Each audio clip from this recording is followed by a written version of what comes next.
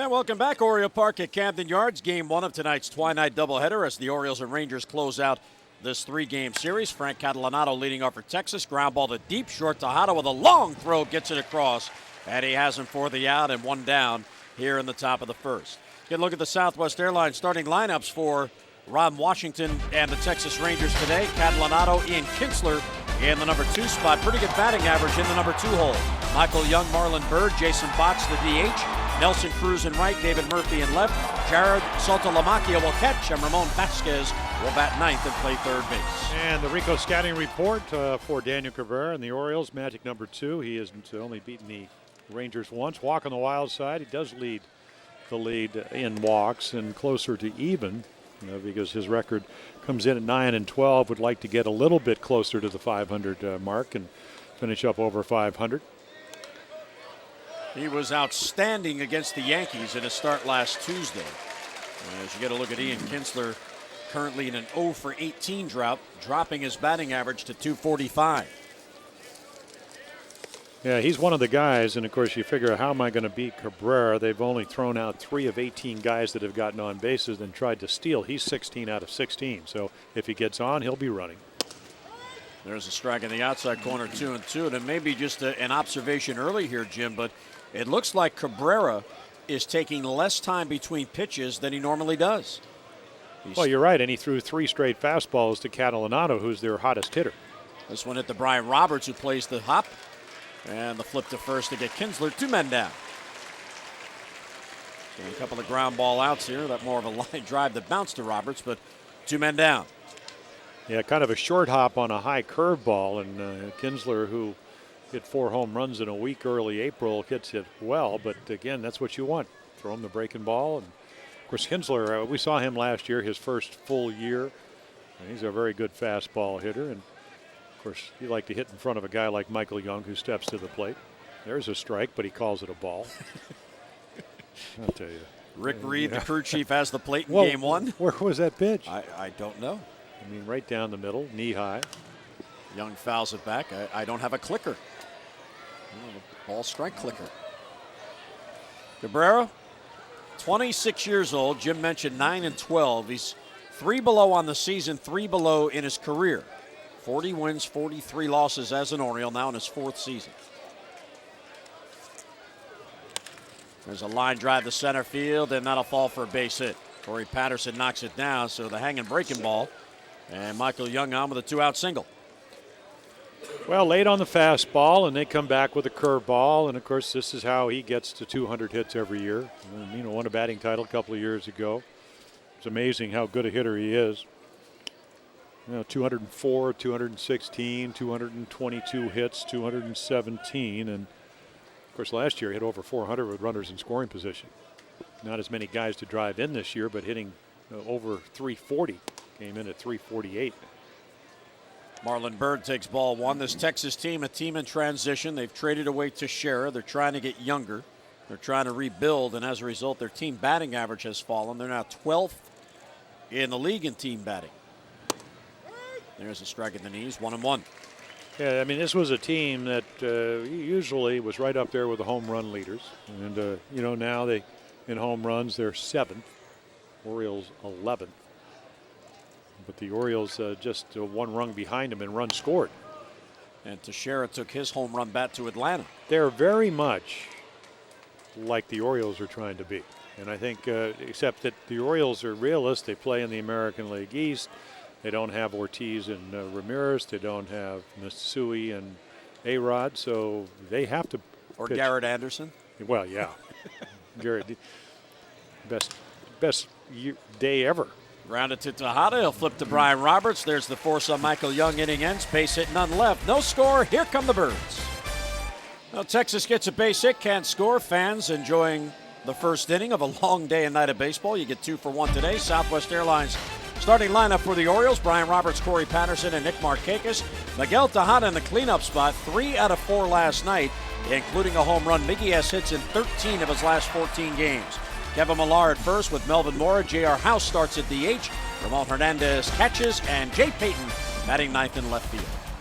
And the Rico scouting report, contact guide, not going to overpower you. Rocky Road is yet to win on the road. He's a pitcher, not a thrower, because he's going to make it throw it over. And, of course, with the Red Sox and all those games in Fenway Park, which is not an easy place to pitch for a lefty. Of course, they have a great bullpen. He was perfect at 4-0 before coming over in the Gagne trade on the 31st of July.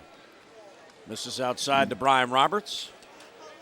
And I said he's going to throw. I asked Mark Connor, he's going to throw 90, 91. Nope. 86, 87, try to sink it. Now, he said if things go well, he will throw the ball over. And, of course, if things go well for the Orioles, they will hit it. 3-0 as Roberts looks over 3 outside. And you saw the only 47 hits in 60-plus innings.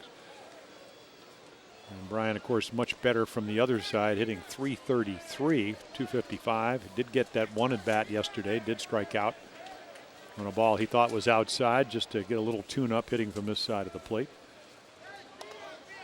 And takes a strike, 3-2. Well, Texas with Gabbard on the mound in game 1 and Reinecker on the mound in game 2. 2 left-handers starting a doubleheader. The first time they've done that since 1993. Roberts to left center field. On the run is Marlon Byrd. He won't get it. Bounces in for a base hit. Roberts flying towards second base, and he is in with a leadoff double. So Brian worked the count 3-0 to a full count, and then he hits a double in the left center field. And for some reason, Marlon Byrd, Jim, was shading towards right center. Well, what happened was they figure they're going to pitch him away and play him that way, but when it gets to 3-2 and you don't want to walk a guy that has 37 steals, you maybe take a little bit off. He ends up pulling, and the ball hooks. Boy, a great vantage point up here in the broadcasting booth. The ball just hooking a little bit to left, so it's actually moving away from Marlon Byrd. Plus, if you watch last night's game, I mean, Marlon all over the outfield trying to catch the doubles and the home runs. And there goes Marlon to left center. There goes Marlon to right center. There goes Marlon to left center. In and out. And 14 of the first 25 batters reached against Vicente Padilla, who was really not on his game. I'll be polite. As Corey Patterson takes a strike. Oh, he invented a whole new Padilla last night as we look at our Toyota League leaders. And we talked about this last night. He came in 14 out of 15, and then on an ephus pitch stole his 15th base of third base. That leads everybody. Pulled to right field. That's a bloop. Nelson Cruz in on it. Won't get it. And it's a base hit. Brian Roberts got a late start. He will hold at third. And that ball hit Corey Patterson, and Roberts will score. The throw from Cruz hit the runner, Corey Patterson, and the Orioles get a break. Yeah, you hope that it was just a deflection shot. So he comes up, and I'm not sure if he thought that actually was the cutoff man or not, except he's wearing a white uniform instead of a blue one. So you're going to get an error right here. You can see J.R. House, who's the DH today. So right here, he's dogs right off the the S in Patterson. Brian Roberts is going to score on the throwing error. So the Orioles get a break, not only get the run, Patterson now at second base. And here's Nick Markakis with a chance for an RBI. The Orioles, as they did last night, get on the board in the first inning. Well, Breaking ball in there for a strike. Yeah, I think one of the things, Dave Tremblay being named the manager for next year and situational hitting going to be high on his list, as it is with all managers. Hit the ball to the right side. The bonus would be a base hit. Get it to the right side. Another curveball breaks in there for a strike.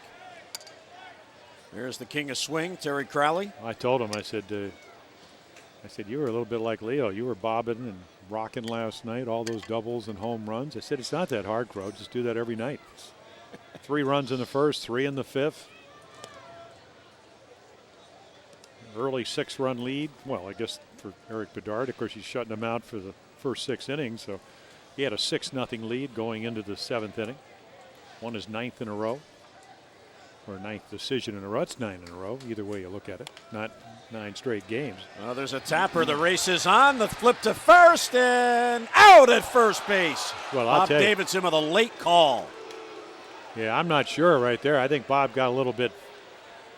Now, it may be out, but I'll tell you what, they played it so unconventionally. And, of course, sometimes you're in no man's land. So a nice play right here by Catalanato. And I'll tell you what, that looked like a tie to me. And Bob, wait, no, I mean, you're going to be safe or you're going to be out. So get the ball to the right side. The breaking ball right here. He doesn't. Who's going to get it? I'll tell you, I think looks like a tie to me, and supposed to go to the runner.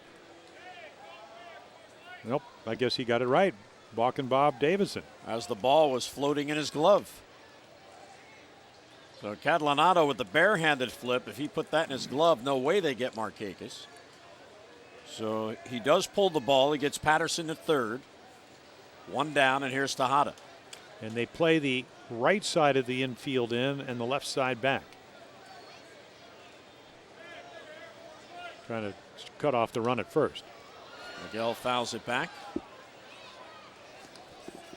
Well, Tejada hit a home run last night in the first inning into the bullpen. You see hits in 13 of his last 14 games, and this was just absolutely crushed last night in the first inning against Padilla. 5 home runs in the month of August. Aubrey Huff also with 5. Here's the 0-1. It's inside. A ball and a strike on Miguel. Yeah, John Reinecker is going to pitch the second game. He's got a slider, so Gabbard, curveball, changeup, fastball. You can see him going in right there, and he's got the changeup. He'll try to fade down and away. Boy, ground ball to short's going to get you a run. Ground ball to second base, a little different story, even though you have exceptional speed at third. Even though he's wounded. Took one in the back for the team. See Miguel's numbers since coming off the DL. Outstanding run production. 22 games, 20 ribbies. With the 5 home runs Jim mentioned. He's ahead in the count 2-1. Ground ball right back to the pitcher. Patterson broke on contact. And he's trying to get into a rundown so Tejada can get to second base. Out there, throw to second base is not in time. So Patterson gotten in long enough to get into the rundown. Tejada to second with 2 down. Let's head down to Amber, our Tesco Technologies update. Amber. Well, Jim, Dave Tremblay described today as overwhelming, but surprisingly, he said in his 20 years in the minor leagues, he never dreamed of nor asked or wished to be a big league manager. Here's what he had to say. I never set out like kind of on a mission that my worth was going to be determined like I got to get to the big leagues.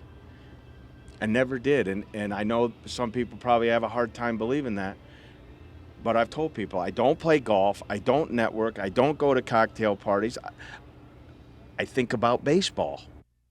Well, he thought about it for 20 years, and now he's here in the big leagues and has at least another year as manager. So obviously an exciting day for him. Let's go back to Jim. All right, Amber, thank you very much. Here's Millar with Tejada at second base, and he takes a strike. And when you think about the path that Dave Tremblay took to become a major league manager here in Baltimore, I mean, he started out as a high school teacher and a coach in Los Angeles. Did that for 3 years. Then he coached in college for 5 years.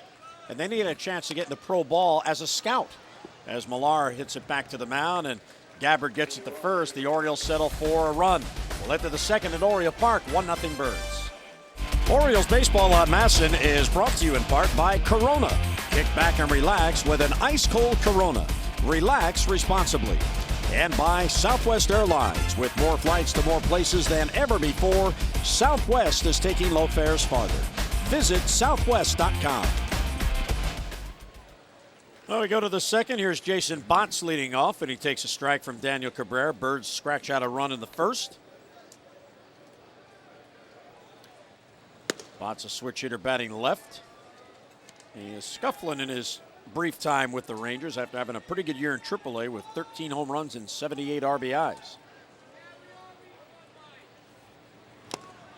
Swings through it 1-2. Foul tip, actually.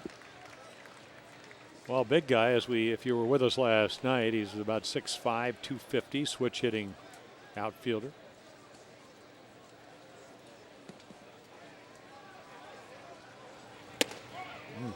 Fastball misses inside, 2-2. Well, you can hear the glove popping from up here. That one at 96. There are the numbers you talked about, Jim. Getting a chance with some injuries on this club. And down on strikes, Ramon Hernandez will have to get it to first base. And he does, so one away on the strikeout. Centric Business Systems defense today behind Daniel Cabrera. Yeah, didn't need him on that pitch as he gets his first strikeout. The outfield for the Orioles, Peyton Patterson and Mark Pecos, a very good one. And around the infield, pretty Consistent, Mora, Tejada, Roberts, and Millar. Ramon Hernandez catching the first of this twilight doubleheader. Boy, I don't hear that term very often anymore. Usually split games or whatever. And here's Nelson Cruz taking ball one. Daniel has some pretty good pop on that fastball today. Of course, Leo Mazzoni's rocking over there on the bench. The Oriole pitching coach saying, well, let's try to throw the first one over. The game in New York, and he got a lot of runs and he got them early. You know, Aubrey Huff hits the grand slam, so he's kind of on cruise control. And you can see it with Daniel when he thinks he's going to beat you. He pitches very quickly. You talked about it in the first inning. He did it against Tampa Bay. Now, again, against the Rangers, if you go back to his last start, lost 2-1, gave up an early run. Marlon Byrd drove it in, and then Lofton hit that home run, and he lost 2-1. So pitched well, but only one win lifetime, 1 in 5. You saw his line against the Yankees, and it shows you just how hard he is to hit. A game in which he walks 6 batters, he does not allow a run.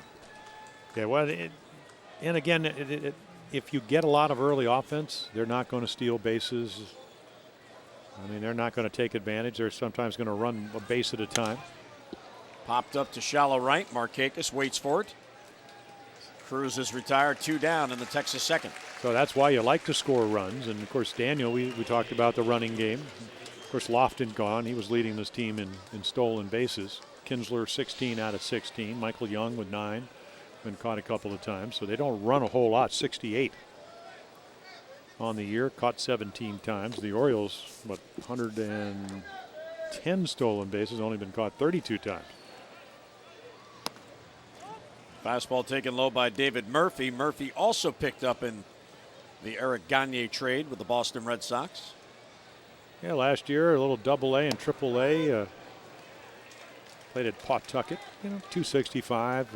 Not a whole lot of home runs. Ron Washington said though he takes pitches. He knows he doesn't overswing. Can't catch up to the fastball. Well, yeah, you didn't see that down in Pawtucket right there. The high gas at 95. Now, okay, threw the ball, and he swung when the ball was in the glove. And there, took it right down the middle. See ya. There we go. So Murphy down on strikes. Cabrera with a strong inning, couple of Ks. Middle of the second at Oriole Park, game 1 of 2. The Orioles in front. You can print the T-shirts because it's be on time, be professional, respect the game. And that's what it is in a nutshell with me. And I think that's the way it was before when the Orioles were real good, and that's what we're going to get back to. Well, Dave Tremblay from the press conference today announcing that he is, in fact, now the permanent manager of the Baltimore Orioles. Contract extended. The interim tag was removed by Andy McPhail on July the 31st, so he was the manager of the team, but now he has a contract for next year with an option year for 2009. And what he alluded to during his press conference several times was that he wants it to mean something to be an Oriole. He wants that instilled in the players, and he wants the players to respect the Orioles across their jersey. And that used to be synonymous with winning. And that comes obviously externally. Obviously your fans expect that. But it comes internally too. Melvin Moore to left field. Murphy back on it. On the warning track, he has a play, and he grabs it for the out. So Melvin just got under it, and 1 down in the second inning. Well, fans, coming out and join us here on Friday night. The Orioles host the Minnesota Twins. Johan Santana will pitch that game, and all fans attending the game at 7:05 can stick around afterwards and enjoy a dazzling fireworks display, all presented by AAA. You can end your summer with a bang here at Oriole Park. Pick up the phone, 888-848-BIRD, or go online, Orioles.com. Yeah, we'll not get a much better pitching matchup than that. The only one I could think would be better would be Bedard and Santana. Here's J.R. House to left field. Right there again is Murphy, and a couple of fly ball outs and 2 men down. J.R. getting a start at DH in the opener today. Well, Gabbard doing exactly what his pitching coach Mark Connor said, and that's basically going to throw the ball over. Now, he went 3-2 on Brian Roberts. He doubled up the gap in left center, threw a curve ball. Corey Patterson trying to get Roberts home or over to third, hit a single. But other than that, he's thrown the ball over. And of course, that's again, I didn't really get to finish the thought. Ron Washington basically saying we're going to try to get away from the mold, which has been the Rangers, which is just stand back and Club. air it out and club it. But, pitching and defense is just what Dave Tremblay. Of course, that ballpark, it's a very big ballpark down in Arlington, but the ball carries very well to right field, but you do have some room in left and center. Hernandez to right field. Long run for Nelson Cruz. And near the grandstand, he makes the catch. So a 3-up, 3-down inning for Case and Gabbard. Will head to the third, 1-0 O's. Some kids enjoying afternoon baseball. You get 2 for the price of 1 today, twilight doubleheader. And it's Wednesday, Wired Wednesdays, and we're joined now by the manager of the Baltimore Orioles, Dave Tremblay. Dave, a big, big day for you after all the hard work and all the years toiling in the minor leagues, learning about people, learning about the game. You have to be just absolutely thrilled with today's announcement. Well, I'm happy for everybody who's helped me get here. And, we're a product of where we've come from, and I've come up learning things, the old-fashioned way, and I'm very appreciative of the opportunity. Do you see with the club playing over 500 baseball, and I know you talked today, that ball hit into short center field, and Patterson, that's why you put him out there to come and run and get it. But, you talked about that this club expects to play better than 500 ball, but have you noticed a difference just, and you mentioned attitude and whatever, just an attitude in the ball club that it's more fun to come out and win than it is to kind of tread water and be disappointed? Well, you played on great teams. We're hoping to get to that point. I think it starts with expecting to win when you come to the clubhouse, and it starts with preparation before you play the game. And those 2 areas have definitely improved for us. So obviously it's been a step in the right direction. We know we got a lot of work cut out for us, and we'll do the best we can, the remainder of this season and plan for 2008. Dave, you said in your press conference, and it kind of jumped out at me, you said you want the approach and the philosophy for the players to be all about the game and all about the team, and if changes need to be made, so be it. And to me, that shows that there's a new direction here, that it's all about the team. It's all not about individuals. It's all about you doing your job to help the team cause. You got to have good players buying into the team. You need ability, but you need a commitment to detail, and you need people that are in it for the game for the Baltimore Orioles, and I believe the majority of our guys do that. I still think there's room for improvement, as there always will be, especially in this new day and age of statistics and those kind of things. But it's baseball fundamentals, and it's repetition of baseball skills and coming out there to make adjustments day in and day out. And I know, not to, say what I talked to Jim Palmer about, what he tells me, but it's, are you satisfied with where you're at? And if you're not, what do you expect and what do you intend to do about it? And, real early on when I took over, Jim told me that, and I haven't forgot it. And, there's a direction that we're going to go, and the direction's going to be to get better.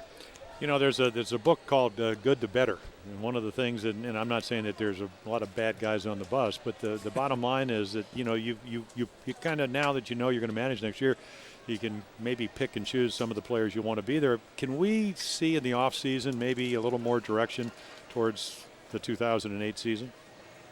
Well, I think Mr. McPhail is very open to suggestions. The man is very intuitive. Obviously, he's come in here at a point in time to evaluate, to see what we have, and to determine what we need. And I honestly believe the Baltimore Orioles are in his best interest, and putting the best team on the field is what's going to happen. Now, I understand you had a little piece of paper at your dinner in Toronto with Andy, and one of the notes on there was try to talk Palmer out of retirement. Was that true? No, I tell you, one of the notes was to talk to Jim Palmer and other guys who played for the Baltimore Orioles and who have won, to get them involved a little bit more, especially in spring training. Well, Dave, congratulations. I know a big day for you. 20 years as a minor league manager, a lot of bus rides, a lot of being a father, a philosopher, a psychologist sometime with the young players, but you certainly earned it, and everyone wishes you the best of luck. Well, Jim, I really appreciate it, and I appreciate the support we've gotten from the team and the fans. And, it may sound crazy to a lot of people. I wouldn't trade those 20 years for nothing because it allowed me to get here. All right, Dave, congratulations. Thank you. Thank you very much. Dave Tremblay on Wired Wednesdays, 2 men down, a couple of base hits. Catalanato, a line drive to left, and Kinsler with a bloop into right field to snap an 0 for 19 drought. So Cabrera. Yeah, excuse me, but I don't know if they've scored that yet, because that was a ball that Brian Roberts usually catches, and they just gave him the hit. So it was scored a base hit. But what it does do, because it looked like it was playable, and I don't know if he didn't get a good read, kind of gray, hazy day here, it does bring Michael Young, their best clutch hitter, to the plate in a 1-0 lead. And there's the numbers we talked about. 412 last year. What a year. Runners in scoring position. Of course, again, got over 200 hits. 2-0. Here's the pop-up off the bat of Ian Kinsler. Yeah, see, he doesn't catch it. Didn't see it. Might have gotten in the lights, but that's a ball. Looks like he's going to catch, and then at the last minute just didn't get the glove where the ball went, and that's unusual for Bryant. 2-0 on Young.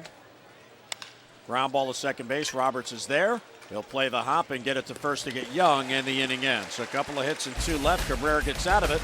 Middle of the third, 1-0 O's.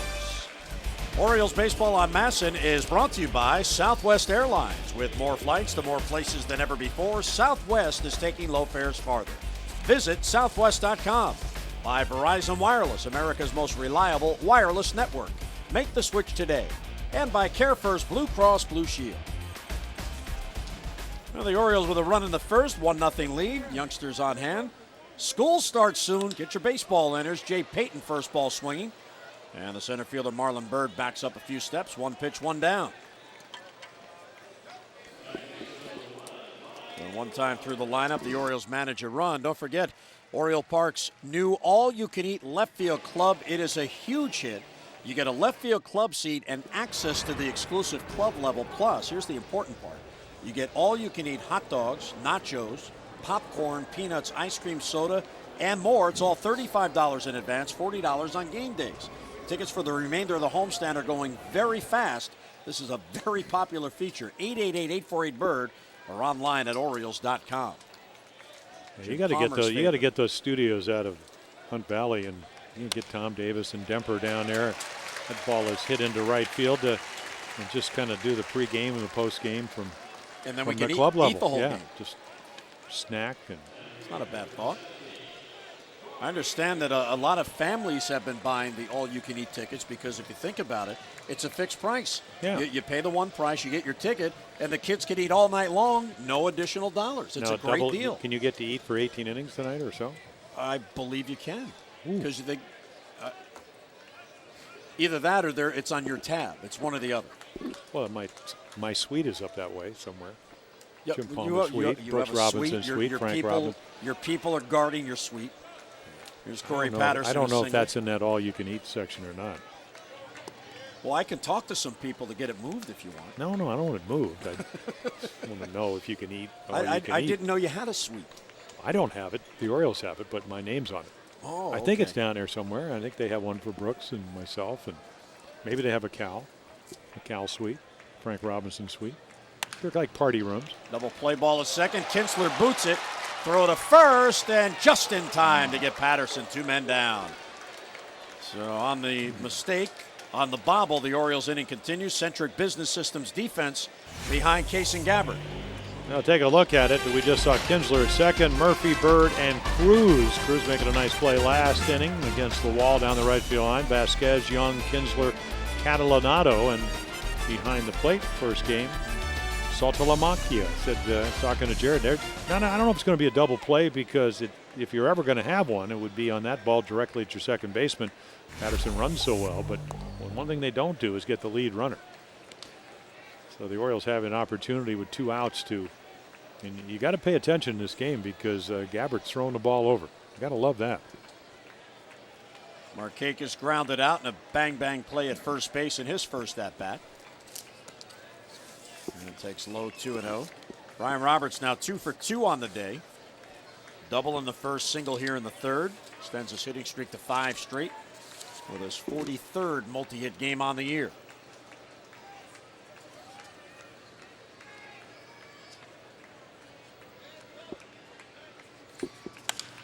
Towards left center field, towards the gap. That ball's going to get down for a base hit and bounce up into the stands for a ground rule double. Roberts scores, and the Orioles lead us now 2-0. So if you never catch the ball at second and make the toss, you never realize if you're going to get the double play. The Orioles take advantage of that. Chevy drive of the game, and this is Nick Markakis at his best. Fastball away. He goes that way and drives it. Home runs down, at least initially, hit 11 of them. Or what, 10 I guess, 10 last August, 3 in one game. But right here, just a little short top. Give double your lead, 2-0, your Chevy drive of the game, and they needed it. The 2-out base hit, something the Orioles do so well.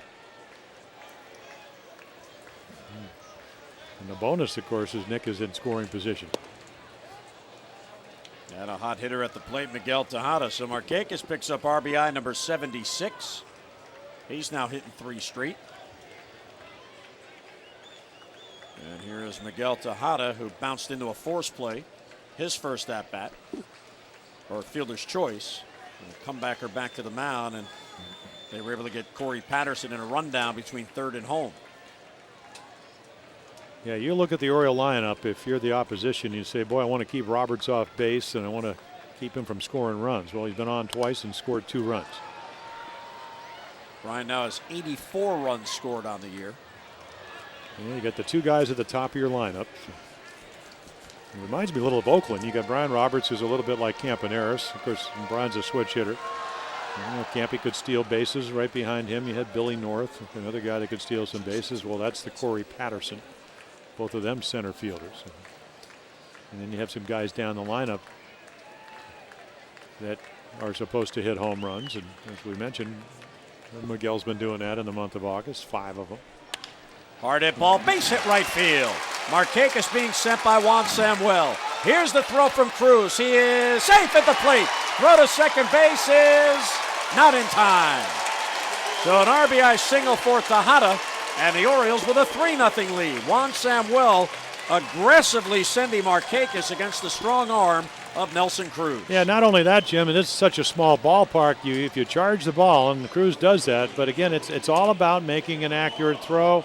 The throw is up the line. You can see the arm. I mean, if it's a decent throw, he's out. But it isn't. And, we were down in Texas right after the 4th of July. You can see nice slide to avoid the tag of Salto Lamacchia, who's a big guy. But they work on their outfield throwing. I mean, Gary Pettis, the first base coach, was out there. He had Jerry Hairston at the time. Each guy would throw to the bases. But at the end of the day, it's about execution. And it's about also, with 2 outs, you got a guy on second base that gets a good jump. So it's going to be bang, bang at home plate. Probably be out if he makes a perfect throw. Didn't, and you get a 3rd run. Tesco fact, Kevin Millar, 47 consecutive games. Long way to go to catch Ted Williams. Millar would settle for a base hit here to drive in a run.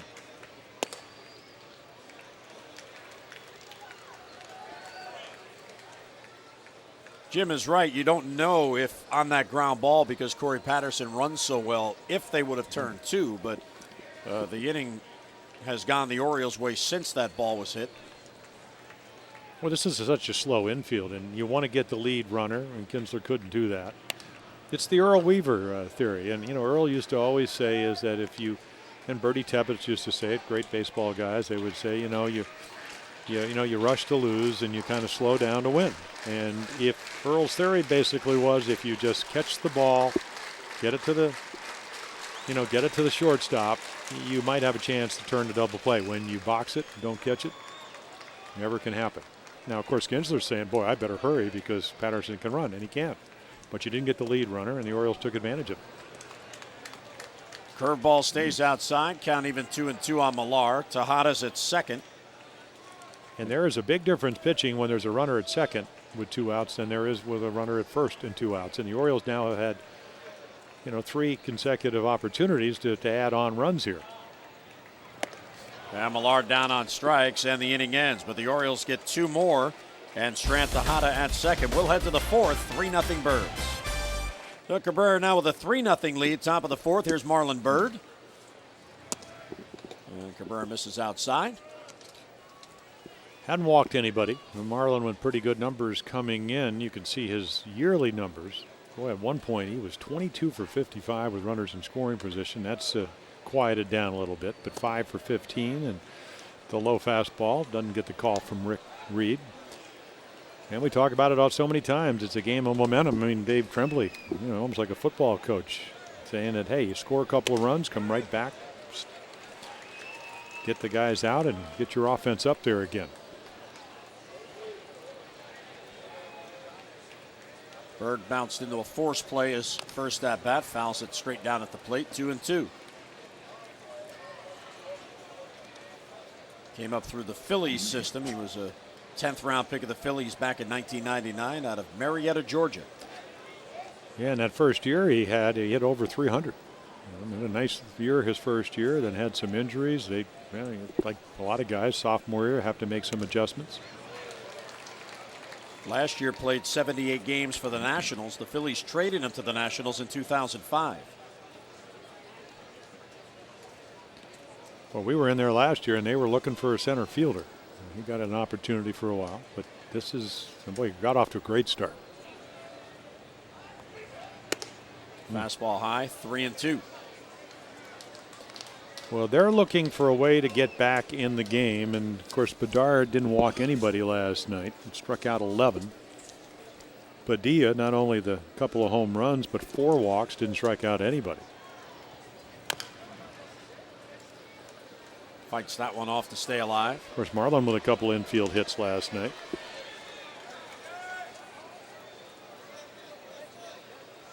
Bedard hasn't lost a game since June the 10th, and in the 13 starts since that, the Orioles have gone 12-1, and as Jim mentioned, he's 9-0 in that stretch. Just outside, very close pitch. So there's the first walk of the game, leading off in the 4th inning as Marlon Byrd jogs to first base.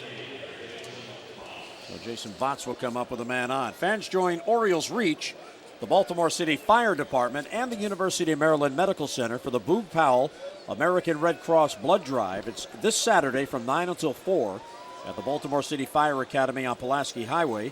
You can come out and meet the Oriole Bird from noon until 1, then Boog from 1 until 2. And when you donate blood, you'll receive a pair of Orioles tickets and an exclusive Boog Powell Orioles bobblehead.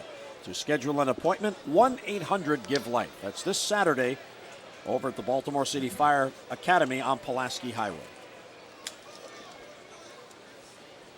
Here's Jason Botts. And again, Bird walking opens up the hole into right field. And of course, he swings when the ball's by him. 95. Yeah, the one thing, it's not only Daniel Cabrera, when he's throwing that 2-seam fastball, you hold it with the seams, the ball just has much more life. It just runs away from the lefties into the righties. Of course, it also runs out of the middle of the plate and sometimes for balls. And that's just not quite getting his release point. And change a little thing from the stretch, feet a little bit closer together, try to get a little better balance point, and also work on the fact that Mazzoni getting him to throw his last 10 fastballs for the middle of the plate to find out they don't go there, but you find out what your release point is. And again, Botts can't catch up to the fastball, and it's 2-2 on the switch hitter. Okay, so he has swung 2 times when the ball's in the glove. Do you throw him anything other than another fastball? I wouldn't. I mean, I don't want to give him anything to pull. I don't want him to hit that routine ground ball, but because Millar is holding the runner on, that it'll go into right field. Just inside, ball 3. Well, again, if your catcher's sitting low and away, and that's where Ramon was sitting, and you throw it over about 1.5 feet to the right, very rarely will you get an umpire to call that a strike. You get it close to the glove, it enhances your chances of getting it called. As we always say, it encourages the umpire to get his right arm up.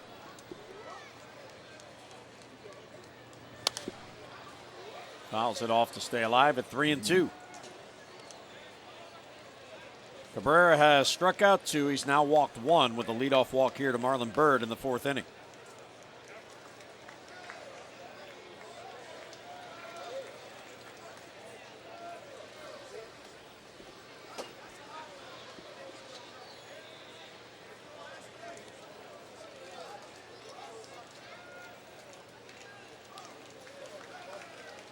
Millar holding the bag at first. Hard hit ball towards Tejada. Knocks it down. will go to first base, not in time. It looked like he had a better play at second base than he did at first. Well, he did, and the reason, first of all, the ball's away, so Bott's a big guy, 6'5", 250. He gets out of the box well. Watch him come out of the box. He's right there. He's coming out very quickly. You knock it down, tough play, but, Prager, because Bird, he didn't even look at second, but from our angle, did look like he had a much better play. So he knocks it down again, not a routine play. It's going to be scored a base hit.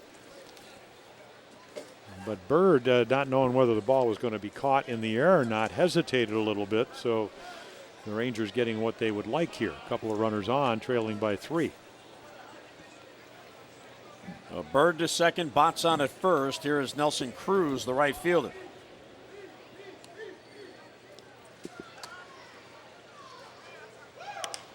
Popped up. Brian Roberts moving in, infield fly rule called. Brian has it for the out, 1 down. And a big out there for Daniel Cabrera. Cruz trying to go after the fastball, pops it up.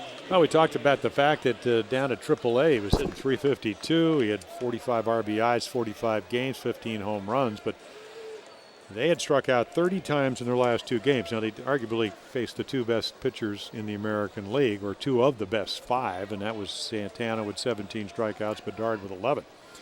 But that ball was up and in. It's not the pitch you want to hit. And he swings at it. Young guy, inexperienced. There's David Murphy slicing it foul down the left side. That's back in the crowd. Yeah. Santana struck out 17. Then the Twins bullpen, Joe Nathan came on. He struck out 2. So 19 in that game. And then Bedard last night with 11. 30 strikeouts in 2 games. Well, they're averaging 7.56 strikeouts per 9 innings as a team. They had 1 game this year. It was a 13-inning game, 21 strikeouts. Another game with 19. Well, then it's 30 of 54 outs. Yes. you and again, and I was talking to Hank Blaylock. He said, yeah, and Santana, who struck out 17 in 8 innings, he said he didn't even strike anybody out in the 6th. Gave us an off inning. Yeah, Eric Bedard last night had at least 1 in each inning he pitched. There's a tapper, tough play. Cabrera will have to hurry. Throws high and safe is the call at first base. Tough play for Cabrera. He had to throw over the runner. So Murphy gets the infield hit and the bases are loaded. Yeah, real bad combination. Good pitch. 2-seamer down and away. Now all of a sudden you're 6'9", long way to the ground. Quick throw, a little bit of a high throw, and again, Murphy runs pretty well. Came out of the Red Sox organization, not a home run guy. And I don't know. I thought he was out. Looked like his foot was on the bag. Yeah. Well, Bob Davidson, you just never can tell with him. So there. What is he looking at here? Did he go up? To me, he's out. Well, he didn't indicate that his foot came off the bag. All he said was safe. Yeah. Well. So that's 2 plays. One on Markakis, who was called out, and that one on Murphy called safe. Yeah, I think he got that one right. The first one, Markakis. But that one not. But again, a low throw makes it a lot easier for the umpire to call. And of course, Kevin goes up and comes down, but it didn't appear that he got the call right. Either way, it loads the bases up with only 1 out. Jared Saltalamacchia up. Acquired in the trade with the Atlanta Braves. He was a key player coming to Texas for Mark Teixeira, 22 years old. Atlanta's first round pick in 2003 out of high school in West Palm Beach, Florida. I said, you're actually a neighbor because I live right across the Intercoastal. He said, actually about in Wellington, which is the riding community about 10 miles a little bit west. And there you go. Like you said, the longest name in the history of baseball. Now, how long do you think it took the seamstress to get all those letters on there? That's a job. Look, well, you could leave out evenly spaced. You could leave out a letter and not even you wouldn't know it. That's right. High 2-2.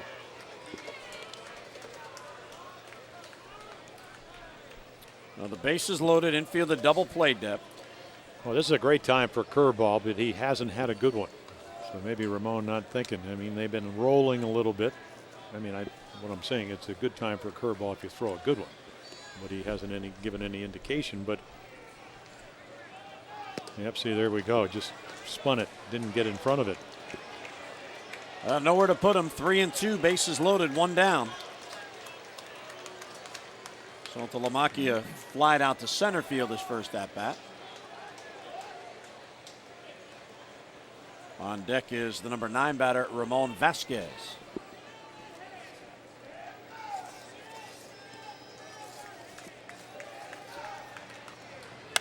Ground ball through the middle. There's a base hit. Bird will score. Botts being sent to the plate. Patterson's throw will be cut off by Kevin Millar. And the Rangers back in a 2-run single by Saltalamacchia. And the Orioles lead now 3-2.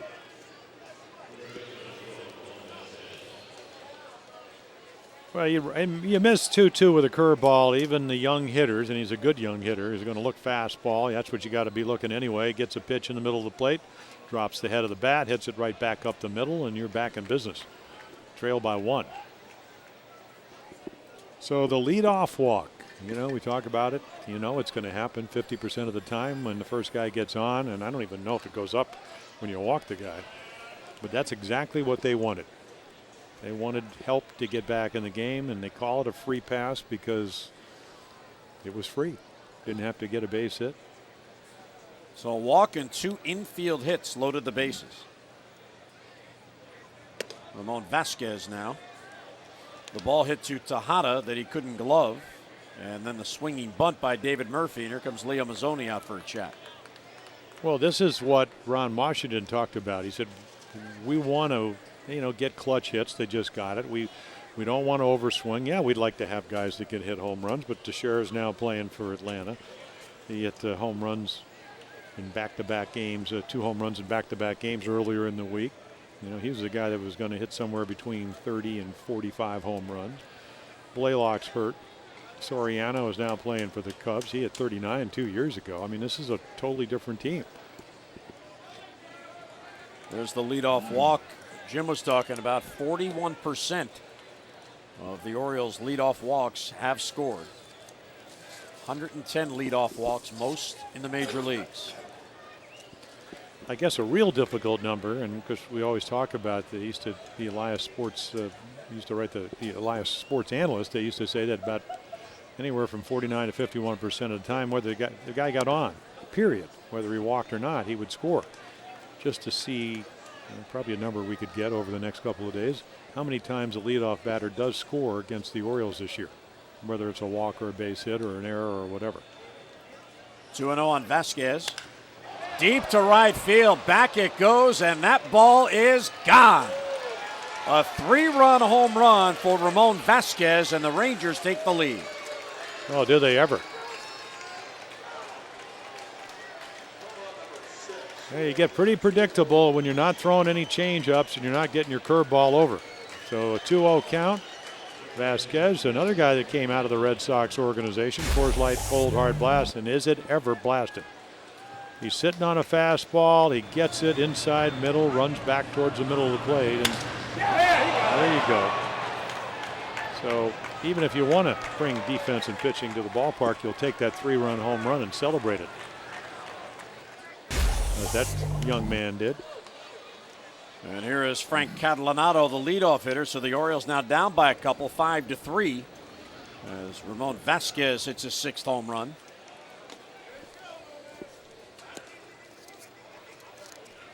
A 5-run inning for the Texas Rangers. A walk, 2 infield hits, a ground ball single, and a 3-run shot. Hard hit ball off Melvin Mora. Tejada in on it. No throw to first base. Oh, that is an error on Melvin Mora, his 8th on the year.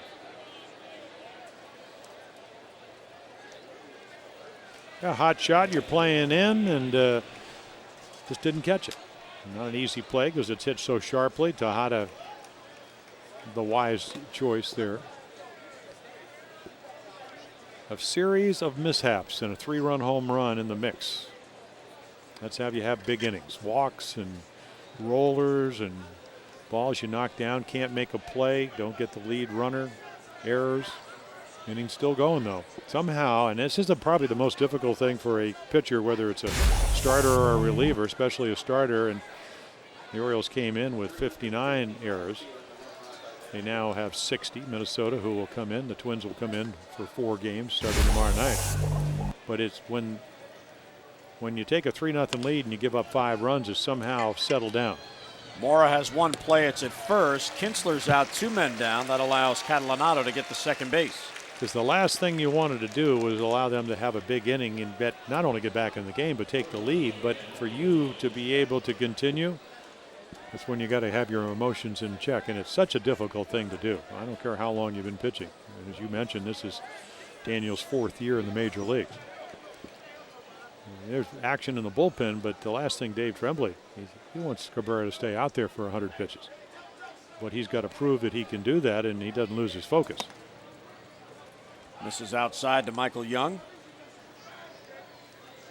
Brian Burris. Yep. At the end of the day, he's still, at some point this year, going to have to establish a third pitch, a changeup, and today's another perfect illustration. Hasn't had a good breaking ball. Once he's thrown, have rolled. You get a changeup, you slow down the bat. Might have thrown Vasquez a 2-0 changeup. You just don't know. Or if you throw enough, he might have said, well, wait a minute. You know what? I just can't really sit on it. Saltamacchia, the same thing. He was looking fastball. Doesn't mean you use it all the games, but sometimes you need to use it. David Murphy with the swinging bunt. Big hit in this inning because Cabrera on Murphy made a very good pitch. He barely made contact, but a little roller that Cabrera had to come all the way over towards the line to field. And the throw was high, and the call at first base was safe, and he got the infield hit. But again, we talk about Daniel Cabrera leading the league in walks. Does he field his position? No. If he makes that play, inning usually, could have been over. Everything changes. And because somebody asked me the other day, they said, Cabrera, well, I'll trade him. And I said, well, I don't know about that. I don't really know what kind of value he has. I'm not the general manager. That's Andy McPhail and Mike Flanagan. They know what they're doing. They said he really hasn't improved, and I started thinking about it. Hard hit ball, deflected by Cabrera. Roberts over to first, and in time to get Michael Young. So the deflection saved a run. Cabrera to Roberts to Millar, but Texas bats around and takes a 5-3 lead. You just deal directly with people. I think preparation and communication has been a real big part of what we try to accomplish. I think the players appreciate that. But I believe it starts with attitude. And if you get guys with that first, then you allow their abilities to take over. Dave Tremblay today at the press conference announcing that he has been given a contract extension to manage next season 2008. And the club holds an option on a 2009 contract. Melvin Moore with a beautiful bunt and a headfirst dive. He's on with the leadoff single. Excellent idea. Vasquez was deep and Melvin gets on. Yeah, almost hit a home run right to the base of the wall the last time. Might have got it a little bit on the end of the bat, but a great swing. They play back. They give him the bunt, and he takes it. The little things. They get a big inning. They now lead by 2 runs. What do you need to do? Get back on base. Gabbard's probably figured, I was just down 3-0. Now I got a 2-run lead. But the Orioles are going to keep coming. That's what they need to do. Well, Melvin snaps an 0 for 16 with that bunt single, and here's J.R. House getting a start at DH today. Yeah, the last time, Jim, the last time he went through this part of the order, he threw 6 pitches. That was in the second inning. Mora hit it to the warning track, House to left field, and then Ramon Hernandez to right field. 3 fly ball outs.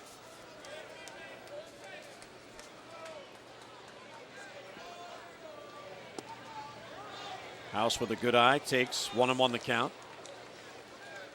J.R. House, an interesting athlete. In high school, he would go to the fall semester in West Virginia so he could play football. And then in the spring semester, would go to high school in Florida so he could play baseball. Oh, yeah, that's where Dave Tremblay, I guess, met him. He said he used to throw batting practice to him. And swings through the slow breaking pitch, 1-2. How did he arrange that?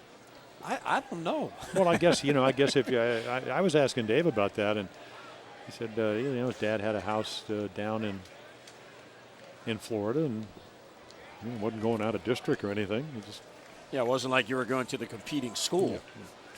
A lot of traveling. Checked his swing, appeal to first, and he said he went too far, said Bob Davidson. So J.R. House is called out on a swinging strike 3, didn't check in time, 1 down. Yeah, Mark Connor, the pitching coach, probably saying, you know what, maybe you need to incorporate some curveballs. And again, bat out in front of home plate, didn't break his wrist, and that's what the umpires are looking at. And there's JR's dad, who's here visiting. Had a nice visit with JR and his dad yesterday with Leo Mazzoni on the bench. His father was really enjoying the atmosphere of being on a major league bench, and he looked around Oriole Park. He said, "You guys have it pretty good here, don't you?" Not a bad ball yard. No, very nice. And even nicer when it's not raining and it's not 95, which is getting back towards tomorrow. Nice cool weather, even though, is the sun round? We haven't seen it in a few days. You know, earlier when you were running an errand, it tried to peek through. You were out of the you were out of the booth for about 4 minutes. I think you went for popcorn. But Karen, our stage manager, had a rhetorical question. Is that the sun? Yeah. And we all looked and said, well, you know, we kind of remember that. Last I saw the sun was Sunday in Toronto. It was beautiful up there. Yeah, The roof was open. I was checking it out. It was beautiful here on Saturday. We had one of those glorious days. And then Sunday came.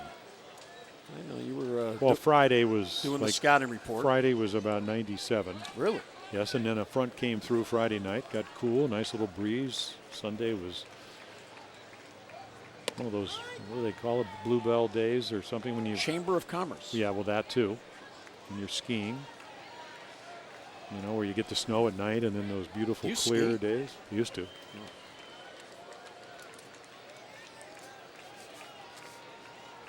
Melvin with a lead off first, small lead. And Ramon looks at back-to-back breaking balls for 2 strikes, and he's down in the count 1-2. Well, this is a game of adjustment, and the Orioles, without any breaking balls thrown early on, were hitting Mr. Gabbard pretty well. In this inning, he's pulled out the curveball. They know he has it because he's a 3-pitch pitcher. John Reinecker, who's going to pitch the second one, has that curveball and also a slider to go with it, so he's got 4 pitches. Ramon needs one of those David Murphy base hits. There's a chopper foul. He is just 1 for his last 28. You know, just needs a broken bat, a bloop, just to get a base hit in the box score and start feeling better about things. What he'd like to be able to do is you know, do what he did last year, and that's start hitting the ball to right center field with authority. Daniel Cabrera getting a cup of water. And again, the breaking ball. This one fouled off sharply down the line. It appears to me that he's in a little lower crouch, so obviously trying to make some adjustments.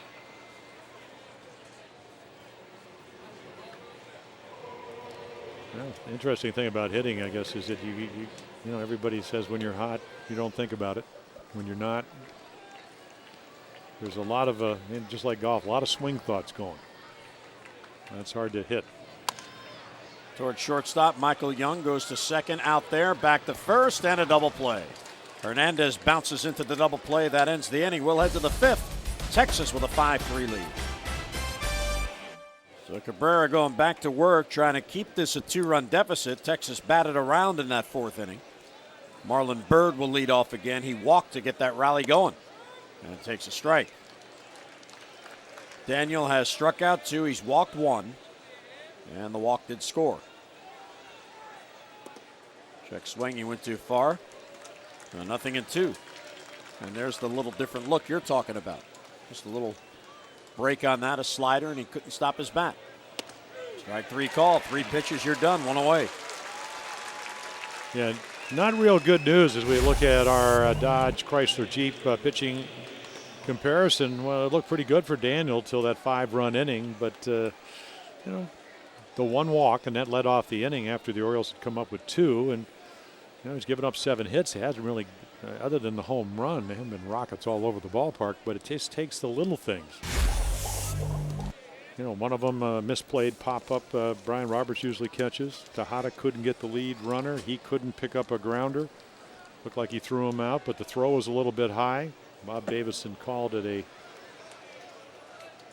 I don't know what he called it, but somehow he wasn't out. All he said was safe. Yeah, so well, he did, but the guy didn't beat the throw or anything like that. So a lot of stuff going on, but so far 5 runs for the Rangers and only 3 by the Orioles. There's a base hit to left field for Jason Botts, who has his second hit. See, what again we've seen all day long, that's the 8th hit by the Rangers, is that, Rudy Jaramillo has done a great job with their hitters over the years. And he's told them all, hey, you know what? Don't be looking for anything other than the fastball, especially when he gets behind. And they've taken advantage of it. That's 2-0. They're looking fastball. What a bad pitch, but he's looking for it. Up to 84 pitches already as he works here in the 5th. Brings up Nelson Cruz. There's a strike. Cruz has flied out to right and popped up to second base.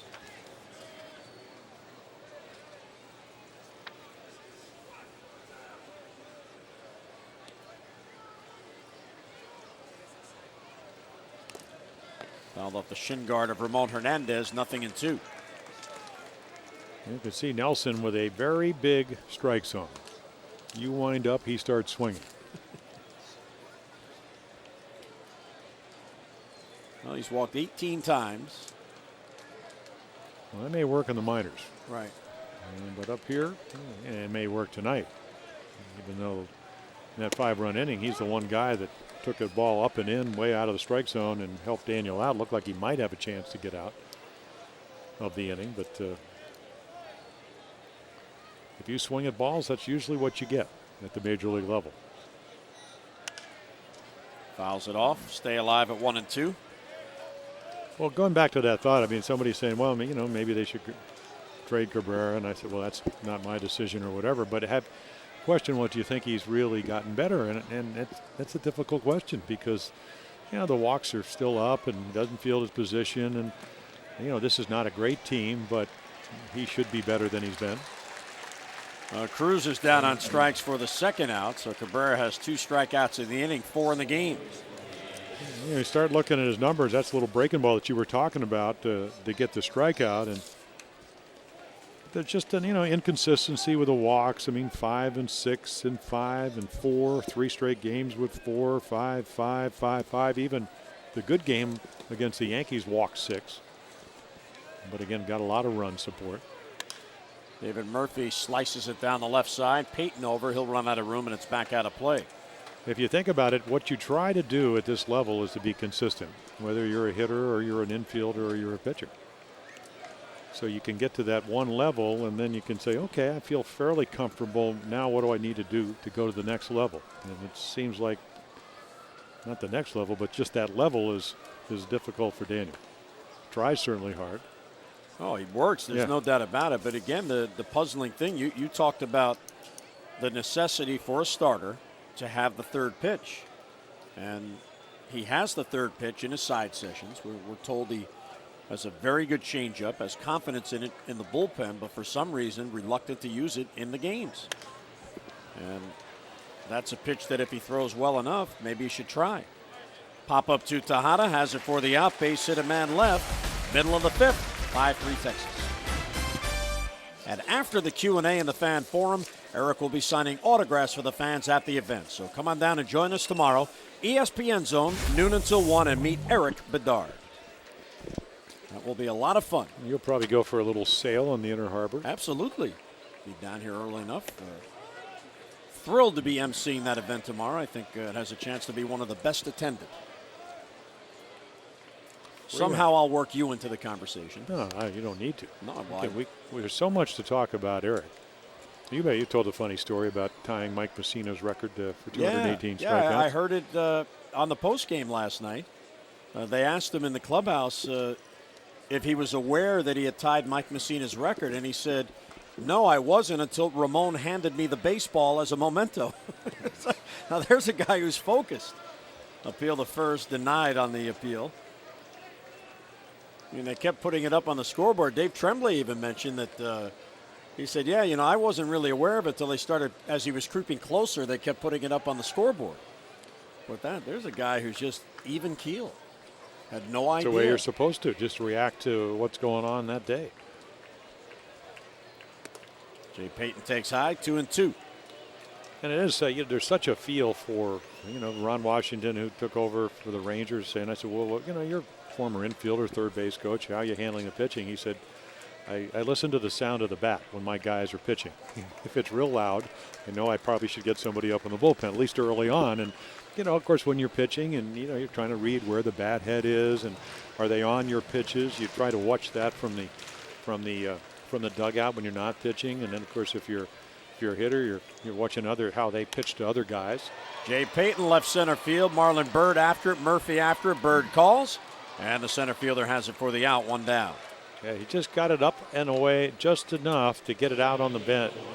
Maybe not quite as good part of the bat as you'd like. And that's, we talk so much about making quality pitches as we look at Case and Gabbard trying to win for the first time on the road. Was with the Red Sox, came over to the Rangers on July 31st, was 4-0 at Fenway Park. So Case and Gabbard gets the first out, protecting a 2-run lead. And here's Brian Roberts. Brian has extended his hitting streak to 5 in a row. And Jim, we were wondering if Brian has a chance for 200 hits season. We look back at Miguel Tejada last year. Now through 123 games yesterday, Miguel had 156. Brian only 6 off the pace, and he already has 2 hits today. Now, of course, last year Miguel set an Orioles team record with 214. So Brian just about on pace with Miguel from a year ago for a 200 hit season.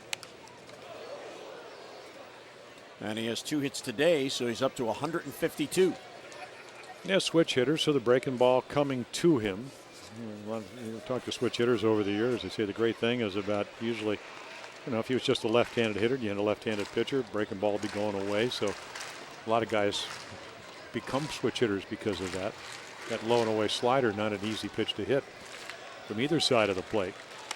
Ground ball towards the middle. There's another base hit, a 3-hit game, 153. Wants to make up those 6 base hits he's off in one game. Yeah, I think the one thing, and with Chris Gomez no longer with the Orioles, is that ideally you'd like to maybe rest him down the stretch a little bit because he is a little guy. Tonight, of course, he doesn't look like he's tired. 3 for 3. Yep. And that one, pretty good curveball. And he just slaps it back up the middle. Well, that was exciting last year when Miguel was trying to break Cal's record for most hits in a season. And he had to go out and produce day in and day out. Here's Corey Patterson tying run at the plate with 1 down. And it's low. That's a hard feat to accomplish. You look back at the history of the club. Al Bunbury did it. In fact, he was the first in 1980, a 200-hit season. B.J. Surhoff has a 200-hit season. Miguel Tejada has 2. Cal has 2. That's it. And they'll be honoring B.J. Oriole Hall of Fame on Friday. Popped up foul wide of third. Vasquez is there, has it for the out. Patterson retired. He's 1 out of 3 and 2 men down.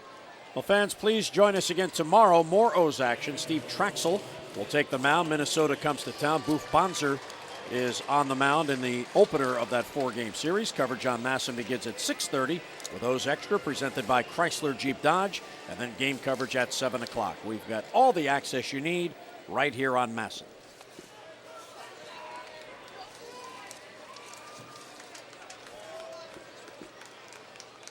Now 2 down. Here's Markakis.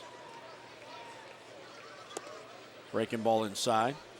And you notice a little slide step. They don't, of course, Gabbard hadn't pitched that much. They've attempted 6 steals, been successful 2 of them. Slide step, just don't pick the front leg up, just slide it. And again, very quick to the plate. But what it does for a lot of guys, especially young pitchers like Kaysen, is it affects your stuff and your command. So if you're worried about Brian Roberts, because he can steal bases with the best of them, and now you're 2-0. Good hitting situation for Markakis. And Nick will look for a pitch. Got one out of the plate, doubled his last time up. Fouls it back just below us. Kason Gabbard, just 25 years old. He was drafted by the Red Sox in 2000. 29th round pick. He's out of Oxford, Ohio. This is his 5th start with Texas. His 12th on the year. He was scheduled to pitch against the Orioles when the Birds were last at Fenway Park. And then the Red Sox made the trade, and they traded him to Texas. And he pitched a very good game. Yeah. That was when Julian Tavares stepped in and pitched against the Orioles. That was Gabbard's scheduled start. Hard hit ball to second base, gloved there by the second baseman Kinsler, who plays at the first to get Markakis inning in. So base hit and a man left. We played 5, and the Rangers have a 2-run lead. Then we go to the 6th. Texas with a 5-run 4th has a 5-3 lead. 0-1 on Jared Saltalamacchia. He swings through a breaking ball, and it's 0-2. He really started it for him. I mean, he got the big hit, 3-2 fastball, back up the middle, get him on the board. A couple of runs with the bases loaded. Of course, what does he have in common with his battery mate today, Kason Gabbard? Giving you a little. All right, let's see. What does he have in common? Other than he was traded? Well, they both were traded. They have that in common. They both went to the same high school. This ball's drilled to center field. Corey Patterson, a long run out near the bullpen, and that ball is gone. Saltalamacchia with a home run, a 3 RBI game, and the Texas lead is now 6-3. Well, that's why they got him. Because number 1, he can catch. Number 2, he can hit home runs. He's a switch hitter. Hit 1 on Friday, hit 1 on Saturday up in Minnesota. And he just hits a fly ball, except when you're big and strong and you put a charge into it, it just keeps going. He went down and got it. Yeah, but it was in the middle of the plate. And, you know, most left-handed hitters, low ball hitters, you don't have to pull it to be able to drop the bat head on it, and that's what he does. And that'll end the day for Daniel Cabrera. Home run chases him in the 6th. Brian Burris coming out with the Birds trailing 6-3. So Daniel Cabrera chased after 5 innings plus 1 batter. He is charged with 6 earned runs on 9 hits. Struck out 4, walked 1, and allowed 2 home runs, which drove in 4 of the 6 runs. And here's Brian Burris. Yeah, he's been good in his last 2 appearances out of the bullpen. And, of course, there are the numbers, starter and bullpenner this year. Off the end of the bat towards right field, and that's going to fall base hit. So Texas having one of those days where they're getting bloop hits, they're getting blasts, they're getting infield hits, and they have a 6-3 lead.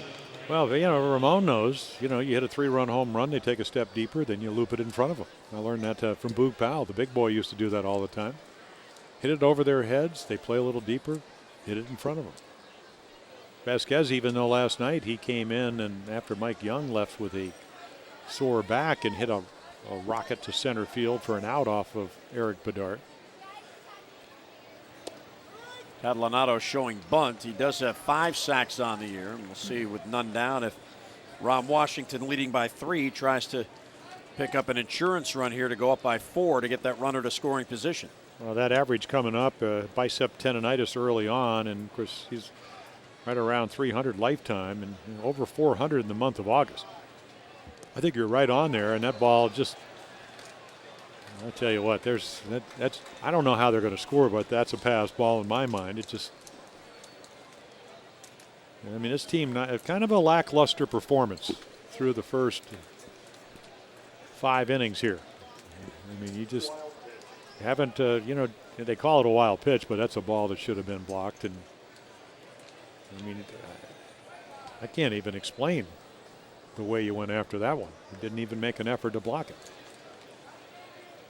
Unless he got crossed up, and maybe that's the case. But I think really what this is about right here is now with a runner on second.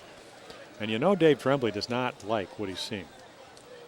And we're talking about lack of execution. And of course it does help when your starting pitcher has a 5-run inning. But, you know, didn't make plays in the field. It's just, it's not the way the Orioles have been playing over the last 50 or so games. Curveball misses outside, so Catalanato pulls the bat back, and it's 2-1. Still showing bunt to try to get that runner to third.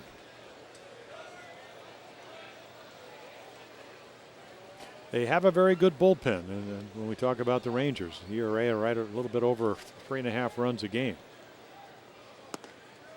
This is low, ball 3.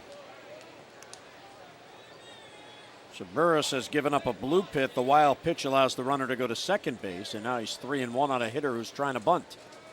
Frank Catalanato.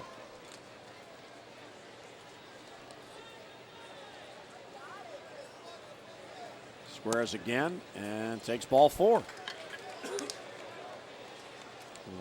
Down to first base he goes. Single now, walk, 2 on with none out.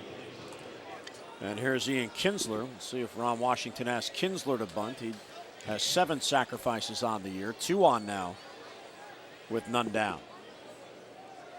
Yeah, I'm not sure he wants to have first base open when Mike Young walk into the plate. Now, that is an option, though, because if you bunt here, then what happens is they walk Young to try to set up the double play ball. Of course, Young, their best RBI guy. Doesn't mean it won't happen. He shows bunt, takes inside, 1-0. And the other side of that coin, I suppose, is that if you load him up and you got Bird, who's hitting over 300, and as we mentioned earlier in the year, 22 for his first 55 with runners in scoring position, you have a chance to really break this game open. And there is Marlin waiting on deck. Well, Burris hasn't worked in 9 days. That's become his role on this team. Ball 2. He hasn't worked since the Monday game in New York. He went an inning and a third. And that is going to be the difficulty. When he was a starter, when he got extra rest, it looked like he pitched well. So they said maybe a little bit frail, not durable enough or strong enough to be able to, throw 100, 105 pitches every 5th day. And then, of course, as a reliever, what kind of command do you have? Bunted at and missed. That's a strike, so it's 2-1. And one of the more difficult base running plays is when you're trying to get a good lead off of second base and somebody bunts right through the ball. And that's what Kinsler did. And catch you out here on your front foot. And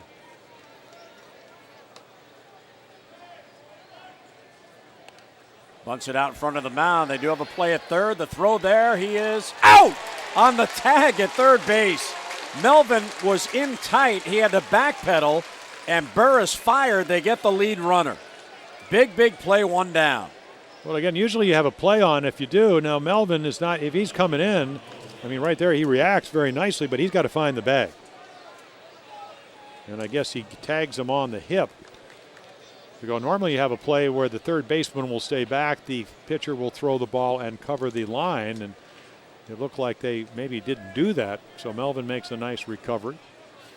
It looked like what he did there, Jim. He wasn't sure if he was at the bag. Well, yeah, he's backpedaling. So he was backpedaling, so he tagged him to make sure, and there's a base hit to left field.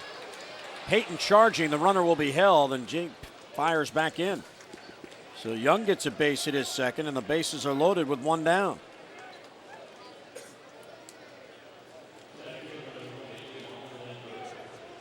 So Catalanato to third, Kinsler to second, Young at first. And here's Marlon Byrd. Texas now has 11 base hits in this game.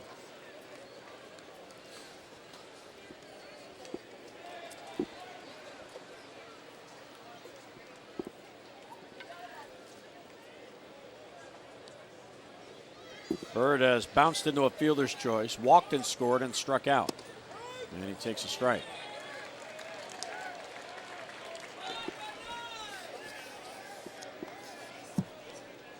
Big moment in this game. Texas trying to break it open. And Burris trying to minimize the damage here and keep it as close as he can. The Rangers up by 3. High fly ball, deep left field. That ball's going to go way back for Byrd. It's a grand slam. And Texas all of a sudden has a 10-3 lead.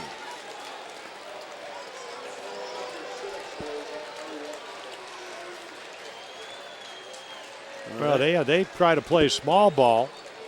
As it turns out, the Orioles defend the bunt well. Young gets the base hit, and there you go. Just a little slider. And it just slides right to his bat head.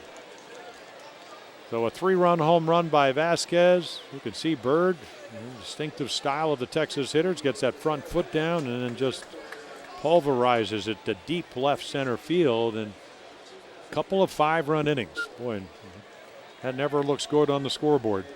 Not when the other team has it. And Burris gets ahead of Jason Botts, 0-1. So for Marlon Byrd, his 6th home run. He now has 51 RBIs and a long start to the twilight doubleheader for Dave Tremblay. Cabrera gives up 6, and Burris has come on in relief. He's given up 4. He came on with the bases empty and has allowed 4 runs. Check swing, appeal to first. He went too far. Jason Botts has had a good game, couple of hits. Hey, you look at your scorecard, the Orioles have only walked 2. With one after they took a 3-0 lead, and that ball hits the outside corner. And Daniel Cabrera, he just got roughed up tonight. He didn't make some plays. He didn't make a play. Threw a 3-run home run, solo home run. They've hit 3 home runs tonight. Solo shot, 3-run home run, and a grand slam. Now 2 down in the inning. And here is Nelson Cruz. Swings through it, 0-1. Cruz is hitless on the day. He's the only Ranger in the lineup without a base hit. Breaking ball outside, 1-1.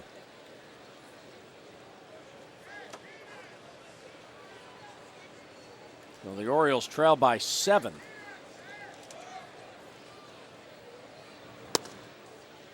It's low, ball 2, 2-1. Birds had a 3-0 lead heading to the 4th, and Texas has scored 10 unanswered runs.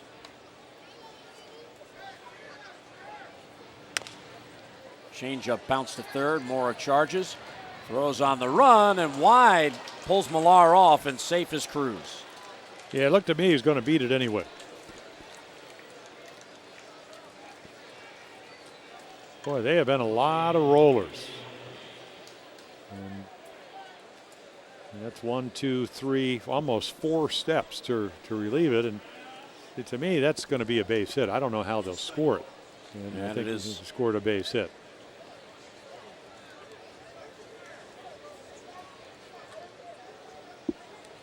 That is the 3rd infield hit for Texas. David Murphy fouls it back. And Texas, for a 2nd time in this game, has batted around. Well, it brings up a point that this is such a slow infield. Terry Crowley, the hitting instructor, obviously somewhat biased because he would like to have it firm up a little bit. And, of course, apparently that's not what they want. But you have to play where you can make the routine play. And that was kind of a routine grounder, and he's on first. So maybe you need to play in a step or two. You just got to play where somebody can hit a ground ball and you can catch it and throw them out. Now, last night, those were real rollers. Marlon Byrd, who runs well. There's a line drive to center field, another base hit. Corey Patterson will get it back in, so David Murphy has a 2-hit game. Well, you brought a great point about Brian Burris. It doesn't make it all right, but it is a valid excuse in a sense. It's why he can't command the ball tonight. 9 days between starts. But then again, if you're going to pitch out of the bullpen, some way you got to figure it out. And that's the difficulty. A young pitcher, drafted out of actually picked up on waivers out of the Giant organization. He's got 4 pitches, but tonight none of them going where he wants them to. Here's Saltalamacchia, who began the inning with a solo home run against Daniel Cabrera. And that chased Cabrera. And this is his natural. I think he's trying to get a helmet with the ear flap actually on the left went side. Up with the wrong helmet. He had batted 3 times today as a left-handed batter. But he is a natural right-handed hitter and a big guy. See, there's the helmet from the wrong side, and somebody yelled to him, and then he realized. The life of a switch hitter. You got to know what helmet you need. Fouls it back, 0-2. Yeah, so he and Gabbard went to Royal Palm High School, which is out in Royal Palm, and that's where, when you're working on your yard, you go out to all the nurseries are out that way. He lives in the adjacent town now, Wellington, the riding community. That's Florida? That's Florida. Oh, okay. About 10 miles from The Palmer Estate? No. Yeah, it is. Not from the estate. I don't have an estate, but just head west. Head west. Okeechobee Boulevard. And 9,000 traffic lights. There are a lot of. How do you know that? I've been on that road. Have you really? Yeah, when isn't that the road you take where the Expos used to train? Well, that's close. Yeah. Yes. So I've been around. Yeah, you have. I might have been going the wrong way, but I was there. Yeah, the Expos used to be on Palm Beach Lakes, which is one exit to Oh, the north, so but it's I very did close. take the wrong exit. Yes. But you might have gotten I to know that Palm- road for some reason. There's another base hit to left field. And this will score another run as Cruz will come in, and it's 11-3. Saltalamacchia has a 4 RBI game. He has 2 in this inning in 2 separate at-bats. Well, fans, on Sunday, if you're 14 and under, you'll have the opportunity to live out your dreams and run the bases here at Oriole Park after the Orioles and Twins at 1:35. Kids will run the bases, so get your tickets now. 888-848-BIRD or get online, Orioles.com. Always a lot of fun to see the youngsters on the field.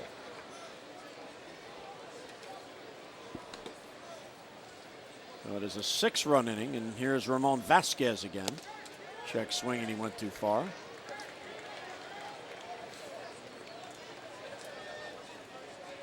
Well, these guys are celebrating the fact that they didn't have to face Johan Santana or Eric Bedard. Yep. I mean, this is a celebration of sorts. Not a great road team, 22-41. Of course, they started out 9-24 on the road. Early on, first 65 games, the team ERA is right. Rob Bell getting loose. Team ERA was close to 7 runs a game. So that's gotten better. Bullpen good. And as you mentioned, hitting, well, they're still 7th in runs, but average 12th. You would never know that tonight. High with a fastball, 1-2. Well, how about you mentioned Garrett Anderson? How about hitting a grand slam, a 3-run home run, and a couple of doubles for 10 RBIs, all Nice in one night. game? What, he went from 40 to 50 RBIs in one night. And the Yankees lose 18-9. How about scoring 9 runs and losing? Yeah, Mike Messina started that game, gave up 7 runs in an inning and 2/3. That is the most runs he's given up since 1995 when he was pitching for the Orioles in that short a period of time. There's a line drive and a base hit into left center field. Here's Murphy to score. Throw goes into third. The runner stopped at second base. 12-3 Texas. Everything has fallen in for the Rangers. Well, and also the pitches are up. I mean, with the exception of the home run that Saltalamacchia hit off of Daniel Cabrera, which was a low fastball. Watch this curveball just roll a little bit. And he just fights it off. Now, of course, he's already hit a 3-run home run. He's had a terrific night, couple of base hits. But you're right, loopers, bloopers, line drives, 3 home runs, grand slam, 3-run shot, solo shot. And here's Frank Catalanato. Burris walked him when he was looking to lay down a sacrifice bunt earlier this inning. This is the 3rd batter in the Texas lineup to have 2 at-bats in this 6th inning. Line drive to left field. There's another base hit. Payton in on the ball. The throw coming towards the plate. It is up the line. And Saltalamacchia scores. And it's 13-3.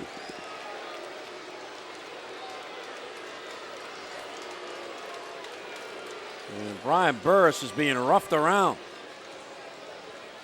He's allowed 7 runs in this inning. And here comes Dave Tremblay.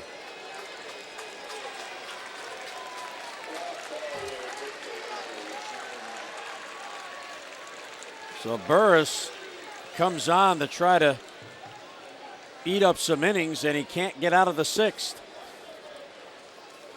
He's allowed 7 runs. Burris leaves, Bell comes on, and Texas blowing it open. Saltalamacchia with a base hit. Vasquez, great night, 3-run home run. That really turned the game around. Went from being 3-2 Orioles to 5-3. And the Rangers haven't looked back. So a very good Nissan in-game box score. And Rob Bell just going to get some work in and stop the bleeding. And it is bleeding. He's pitched pretty well for the Orioles. Knocked down by Ramon Hernandez, 1-0. So a tough outing for Brian Burris, who goes 2/3 of an inning. 7 earned runs on 8 hits. And the 2 runners on base are his responsibility. And Burris hadn't pitched since August 13th, 9 days ago in New York, and he was not sharp.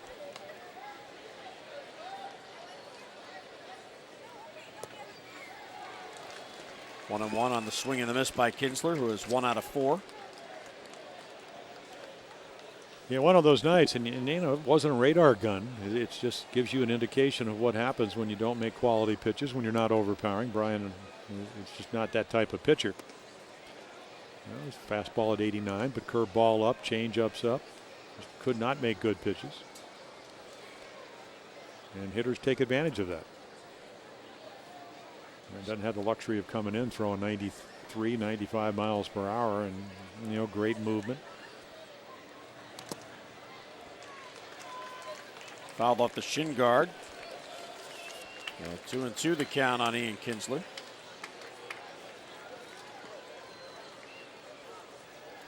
Yeah, Rob Bell last pitched on Friday night, and it was very good. 3 1/3 scoreless innings up in Toronto.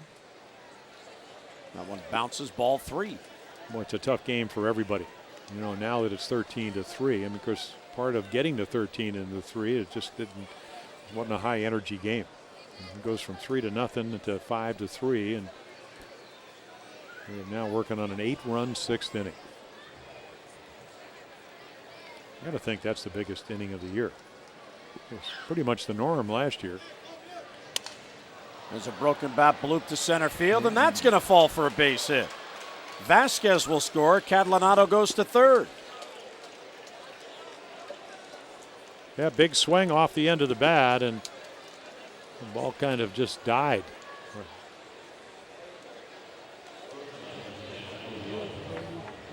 That run will be charged to Burris, so 8 earned runs.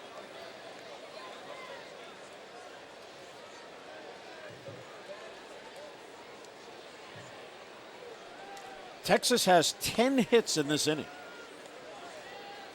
It's a pretty good inning. In this inning. Here's Michael Young.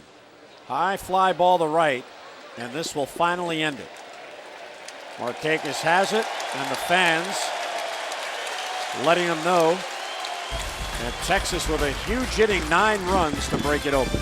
And we're back at the yard where the Orioles trailing the Rangers after a rough inning, 14-3 in the bottom of the 6th. And for another perspective, I'm joined by Evan Grant from the Dallas Morning News. And wow, that was a long inning, but let's talk about the news of the day. Dave Trimley is going to be retained as the Orioles manager, something the Rangers are familiar with, going through a number of managers.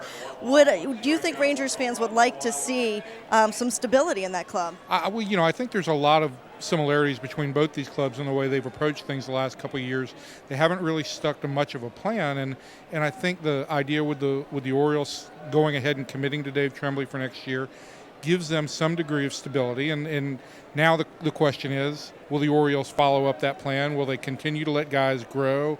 Will they continue to let guys get experience in the big leagues? That's what the Rangers are trying to do right now, and they haven't been very successful in the past with it.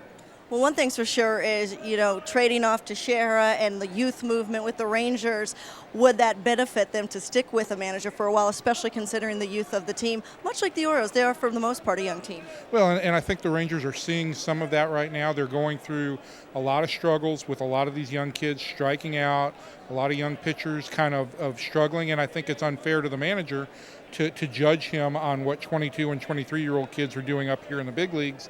I think that you've got to let these kids get a little bit of experience, let them grow into the role, and I think that then, only then, can you really get an idea of whether a manager's got the ability to take a team deep into the playoffs. All right, well, thanks so much for being here, for your perspective, Evan. My pleasure. All right, let's go back to Jim and Jim in the booth. All right, Amber, thank you very much. Kason Gabbard thrilled with that 9-run inning his teammates just gave him. He was, however, on the bench a long time, and he walks Tejada. Leading off here in the 6th inning, he went to 3-0 right out of the box. Try to come out and get a couple of extra. So the Orioles obviously need a lot of runs. And Kevin likes to keep that consecutive getting on base record. There it is, 47 games. Well, he wanted numbers on the warehouse. He told Mark Viviano, there they are. Swing and a miss, 0-2. But that's actually numbers in the warehouse. Right. Cal gets them on. Creative license. Yes. Yeah, Cal's weren't done with magic marker.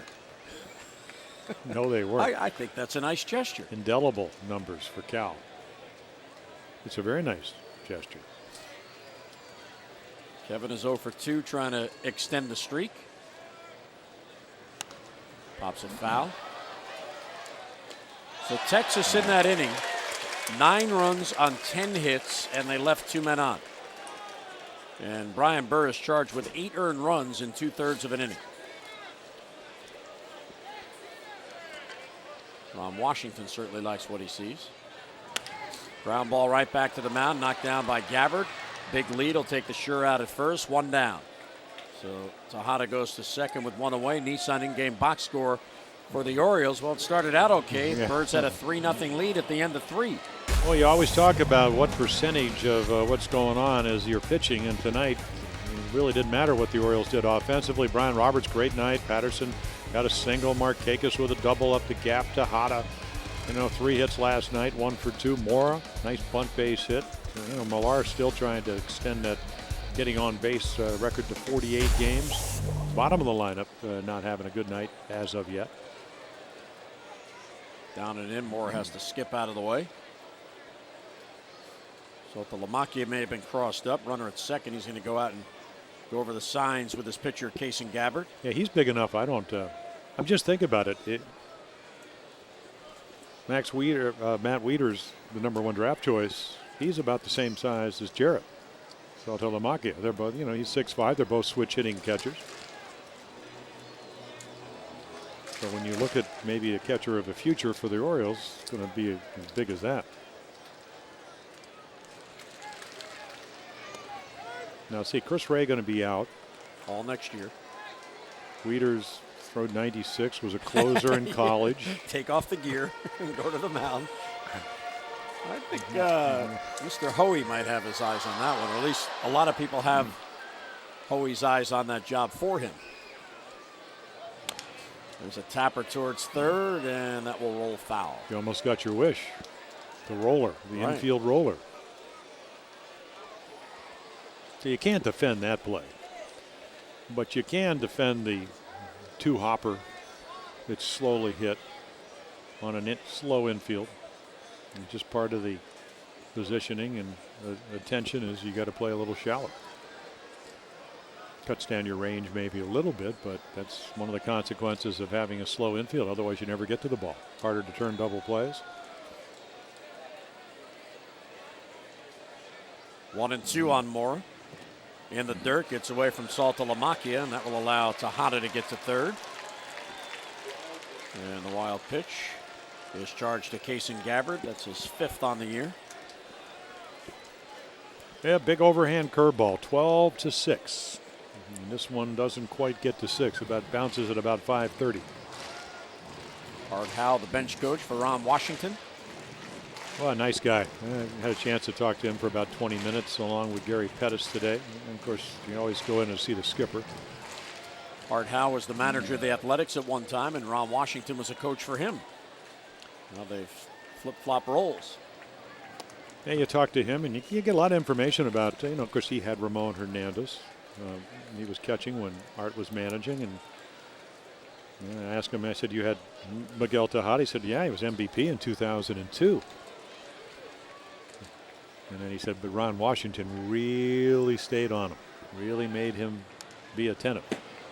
Melvin fouls that off, protecting the inside corner. Well, Art House had a very successful baseball career, first as a player and then as a manager. He managed the Mets, managed the Athletics. Very good friends with Denny Walling, who's the Orioles' roving minor league hitting instructor, and Melvin went too far in a pitch that was outside, and he's down on strikes, 2 away. Yeah, third strikeout for Kason Gabbard, and of course having big innings, and the Orioles had given up 2 of them, a 5-run inning and a 9-run inning, does make your offensive players playing behind you lose their focus. I'm not taking anything away from this left-hander. He came out of the Red Sox organization where he went 4-0. Comes into this game 5-1, yet has never won on the road this year. Looks like that might change.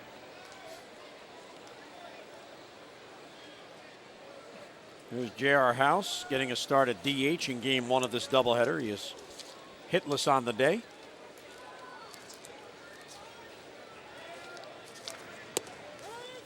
And quickly 0-2 as Kason Gabbard gets ahead.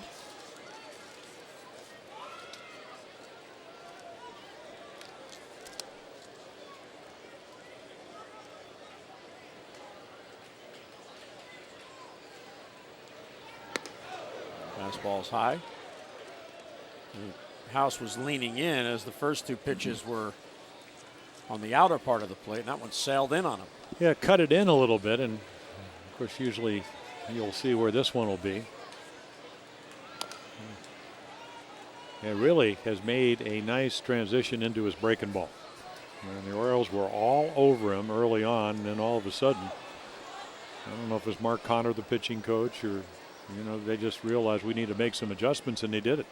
Otherwise, the Orioles were, I don't know if it made a whole lot of difference with trailing 14-3, but they're on their way to 6 or 7 runs. Ground ball towards the hole, diving stop by Vasquez. He gets up and he throws him out. So Vasquez saves a run. House denied a base hit. So the leadoff walk doesn't hurt Gabbard. Defense helps out. We played 6 at Oriole Park. Everything going the way of the Rangers. They lead it 14-3. Game summary, not a good one for the Orioles. Through the first 6 innings, Rob Bell on. Facing Marlon Byrd, who hit the grand slam in the 6-run rally.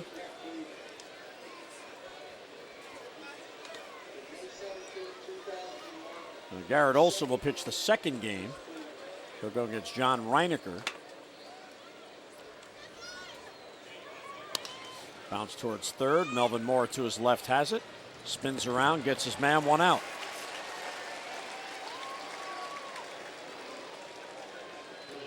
Well, Rob Bell allowed an inherited runner to score, then got the final out of the 6th, and then gets the first out here in the 7th. There's Wes Littleton getting loose in the pen.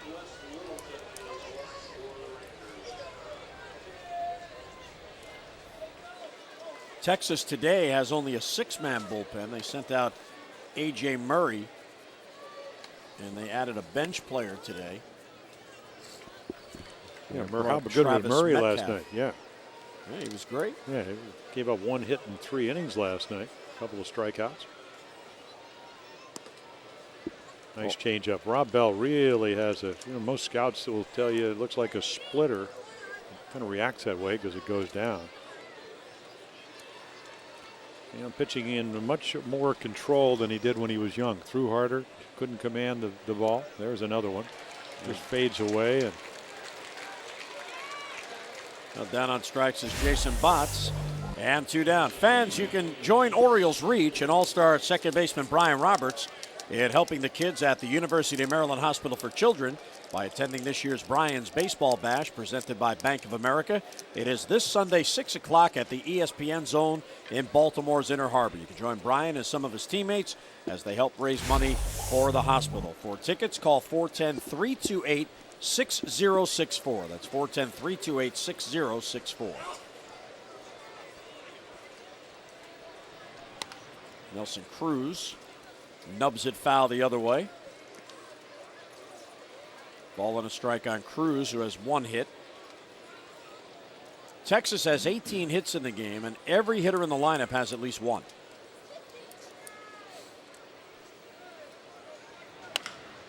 That is a foul ball down the line and just foul. Cruz disagrees. Long stare at Sam Holbrook. He thought he might have had a base hit. Yeah, it looked like it might have been fair.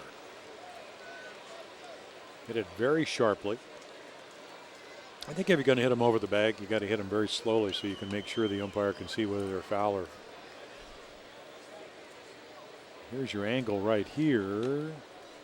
Oh, I tell you. Now it's not where it lands. It almost hopped back to the right, didn't it? Off the end of the bat to center field. Corey Patterson is there. And Rob Bell has a 3-up, 3-down inning. So Texas goes in order, 7th inning stretch. The Rangers with a 14-3 lead. Say, have you heard about the Maryland Lottery's Mega Millions jackpot? Well, you should have. That's because the current estimated amount is $201 million. Get in on the fun. Pick up your ticket today at any lottery retailer. The Maryland Lottery. Let yourself play. Hey fans, the O's half of the 7th inning is brought to you by Jack Daniel's Old Number 7. We wait until each barrel is just the right age. You should too. Drink responsibly. Orioles coming to bat in the bottom of the 7th, trailing 14-3. And Wes Littleton will come on in relief of Kason Gabbard with a substantial lead. And he's been up and down this year. We saw him last year, and kind of funky windup out of very good college pitcher out of Cal State Fullerton. He actually started in college, but in the minor leagues, and here he has been a reliever. Kind of slings the ball at Yeah, you. you know, kind of 3/4, almost sidearm, not an underarmer like Chad Bradford.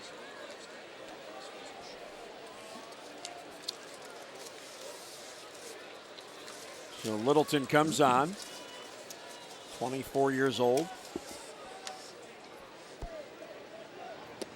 This is outside. Travis Metcalf is now in at third base. He was just called up today. That moves Ramon Vasquez to short. Michael Young gets the rest of this game off. He's been nursing a stiff back. Ramon Hernandez lined to second, 1 down. So Ramon is 0 for 3. He is now just 1 for his last 30. Been a tough stretch for Ramon Hernandez. Yeah, anytime you see anybody throw with this arm angle, you figure, well, lefties hit him pretty well. That's not the case for Wes Littleton, as they're only hitting .250 against him, but do have some home runs. Right-handers hitting .299, which is why he's been up and down. Even though, again, this bullpen, a good one. Slider misses outside, 1-1.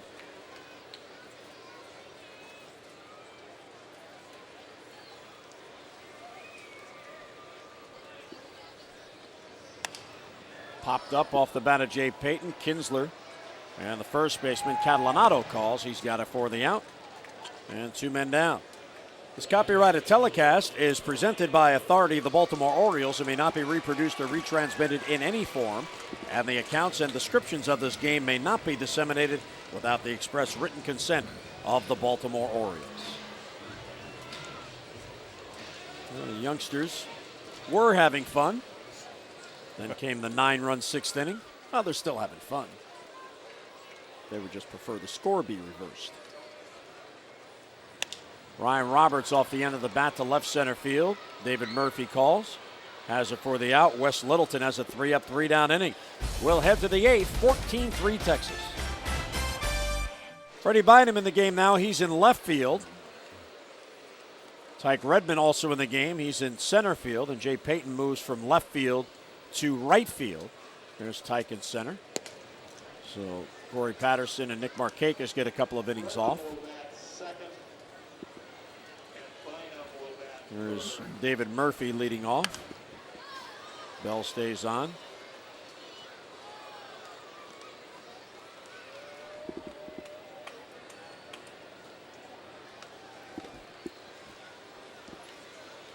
Yeah, David with a couple of hits. Ron Washington is saying you can tell he's well schooled.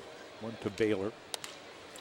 Bouncer past the mound. Roberts back of the bag. The long throw is not in time. And you can see he can run a little bit. Bryant slipping on the outfield grass. And Rob Bell, a big guy. Once the ball gets by him, if you can run, and Murphy can. It's going to be a base hit. Well, time now, Jim, for you to text in your vote for the AT&T Player of the Game. Here are the candidates. You got Marlon Byrd, Jared Saltalamacchia, or Ramon Vasquez, all of Texas. Text in your vote now to have your voice heard. Text in A, B, or C to Orioles 674-653. Well, let's see. Byrd has a grand slam. Saltalamacchia has a home run, and a two-run single, and an RBI single, so 4 RBIs. And Ramon Vasquez has a 3-run home run and an RBI single. So you have your choice of 3 separate 4 RBI guys. Of course, Saltalamacchia and Machia, actually Jared, as I call him, when I run into him in Wellington. He started it all. They were down 3-0. 2-run single back up the middle, got him on the board. And then they were off to the races. Vasquez with a 3-run shot to make it 5-3.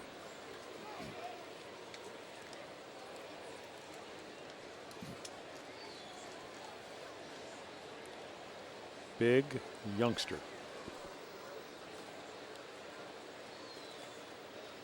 Well, Murphy on at first with none down.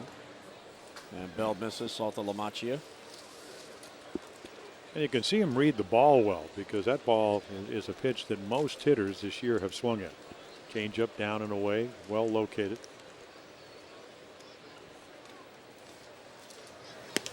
And there's a walk. So 2 on with none down.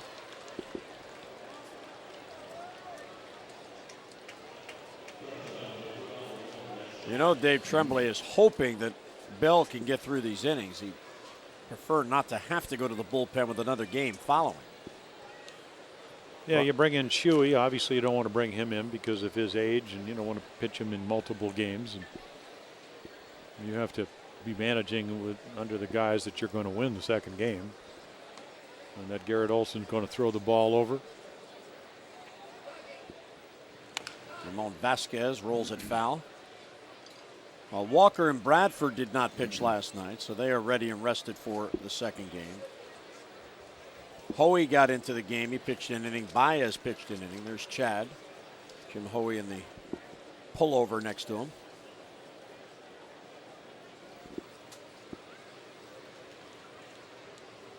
Of course, when Cabrera got knocked out, you never expected Brian Burris to get just 2 outs. They were hoping he could eat up a couple of innings, and he just didn't have it today. One of those days. Yeah, lack of command, and you know, you mentioned it, 9 days since he last pitched. Couldn't make it the vital adjustments you have to make. Ball and a strike on Vasquez, who has a 4 RBI game, 3 hits. Texas now has 19 hits in this game. And the fastball's high.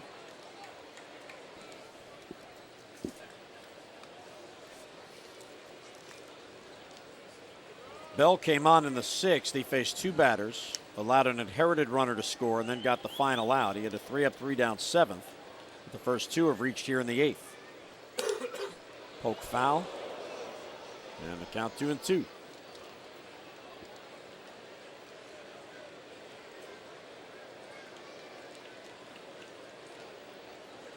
Ramon Vasquez, the number 9 batter in the Texas lineup. He had 17 RBIs on the season. He has 4 in this game.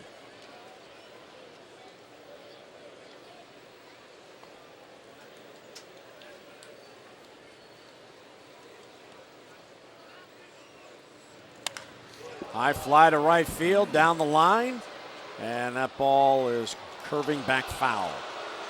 One of those nights. He's been around, signed with the Mariners way back in 1995, and then traded to San Diego. Actually played 35 at bats back in 2001 with Seattle, and then traded to San Diego and got over 400 at bats a couple of years, and then on to Boston last year, 67 bats at Cleveland. So he's been around.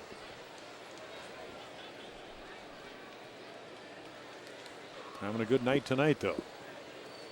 2-2 on him, 2 on, none down. Outside, ball 3. And I think what we've really seen, even in this at bat, you pitch him away, pokes at the left. If you come in, and he was able to do this in Cabrera, and it really turned the game around. He was able to look for a fastball and a hitter's count and turn on it, hit a 3-run home run, and he really belted it down the right field line. And there's a walk. Down to first base he goes to load the bases. And he knows the strike zone. He and Jay Payton were teammates in San Diego, and they were traded together to Boston in the same deal. That was when Dave Roberts went from the Red Sox to San Diego. Catalanato will bat now with the bases loaded and nobody down. Texas already with a 14-3 lead. And it could get worse as he's been their hottest hitter, at least the month of August. And he came in batting .404 over his last 13 games. 2 for 4 plus a walk in this one.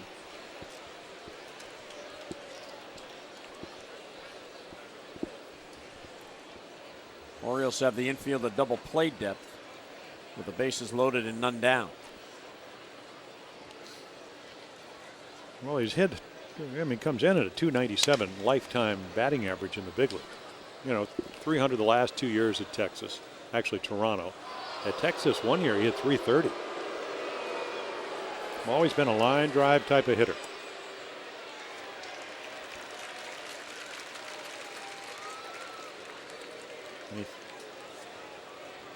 So Catalanato, Soto Lamacchia. We've got the long names. Wilkerson, who's not playing. Catalanato was drafted by the Tigers originally. He's from Long Island. Good career, he can hit. Bouncer towards the hole. There's a base hit for Catalanato. So 1 run will score. Soto Lamacchia will be held at third base. And a 2 RBI game for Catalanato and still nobody out. Yeah, not a bad pitch, but just a little bit better approach to the game. Just quick enough to get the ball in between first and second. So Murphy legs out a base hit. He scores the 15th run for the Rangers. And Texas now with 20 base hits, 3 by that young man, Frank Catalanato. There's Ian Kinsler. Fouls it back. And this is the kind of the poster game for what Jim Leland said in 1997. Momentum is as good as the next day's starter. Yep. And the job you get from that starter. And these are one of those games, if you're Daniel Cabrera, you know, you go, boy, I was handed a 3-0 lead. And when I did, I came out and walked the leadoff hitter. Play at shortstop made. Roller. Made a high throw myself. Looked like he was out, but they called him safe. 2-run single up the middle. 3-run home run, and that ball another BB. Well, a lot of frustration for Texas because they went up to Minnesota. They got beat in extra innings 2-1, won 5-0, got beat 1-0, struck out 19 times, and then Bedard 6-2 them last night, and they're doing a number on the Orioles pitching staff. Not only does every Ranger in this game who started have a base hit, 7 of the 9 hitters have multi-hit games. And the team with 20 base hits. Travis Metcalf is on deck. He has not yet batted in this game. He replaced Michael Young in the lineup. Left field down the line. That ball's hooking back foul.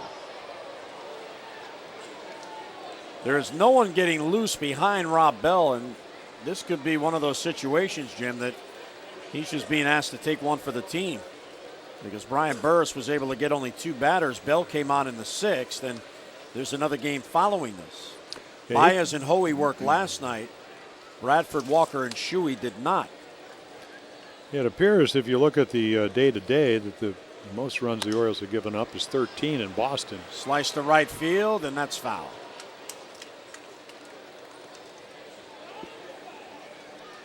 So 15-3 on 20 base hits against the Birds.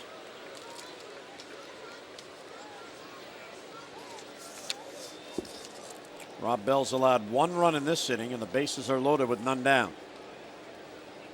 Daniel Cabrera allowed 6 in his 5 innings plus 1 batter. Brian Burris 8 2/3 of an inning, and now Bell.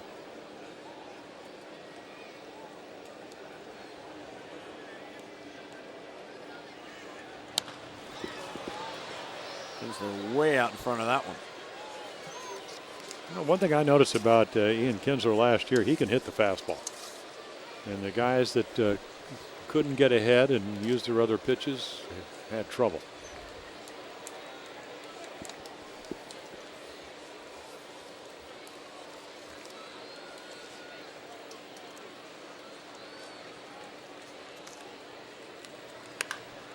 There's another fastball, and he's all over it.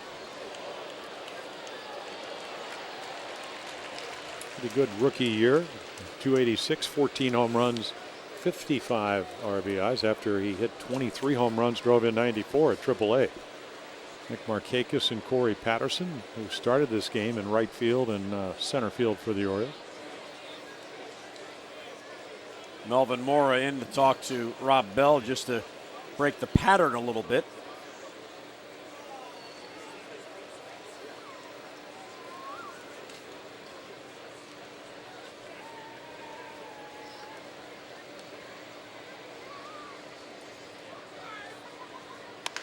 Hard hit ball, base hit left field.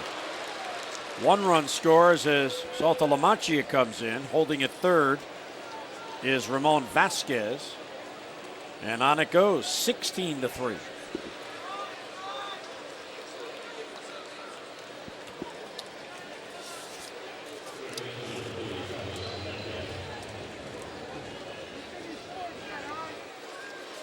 Five in the fourth, 9 in the sixth, 2 in the eighth, and still nobody down. Here's Travis Metcalf batting for the first time. He was just called up from the minor leagues today. Takes inside, 1-0. The Orioles losing up in Boston, lost 13-4. Then they had a game where they lost 12-6 in San Diego. And that's low ball 2.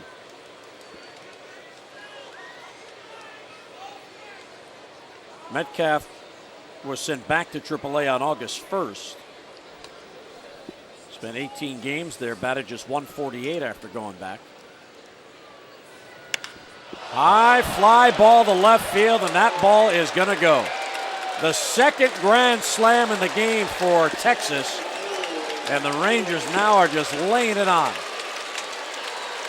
A 6-run inning. Well, 5, 9, and 6.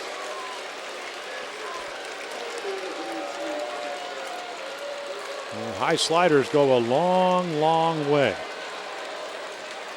20-3. Just a bringing ball that hangs, and Travis Metcalf all over it. And no doubt about this one.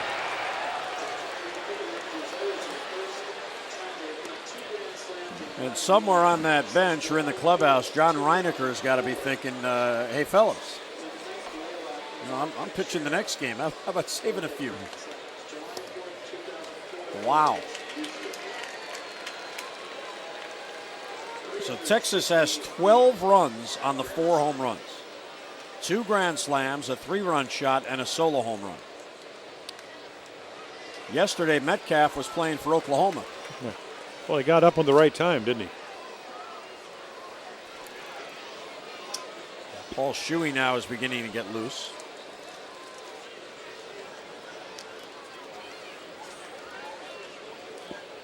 And there's still nobody out in this inning. 6 runs have come in.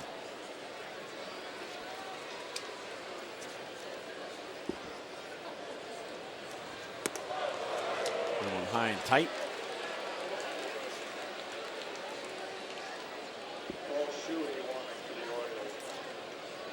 There's Shuey getting loose in the Oriole bullpen.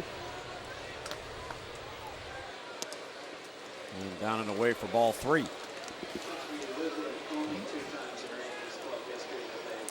Bird hit his grand slam in the 6th inning rally. That is his only hit in the game. Now's it back.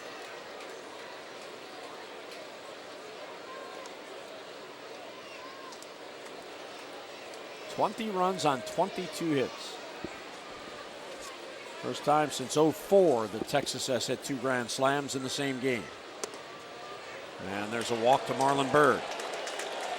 Third walk in the inning, still nobody out. And here comes Dave Tremblay. So a tough 8th inning for Rob Bell. And Paul Shuey's going to come on here in the 8th. Shuey, who pitched a couple of scoreless innings on Friday night. But then again, Burris had come off a scoreless appearance. Rob Bell on Friday, 3 1/3. Tonight, a little different story. And there's the scorecard for game 1. Bell is charged with 5 earned runs, and Byrd on at first base, his responsibility. So here's Jason Botts. Takes low.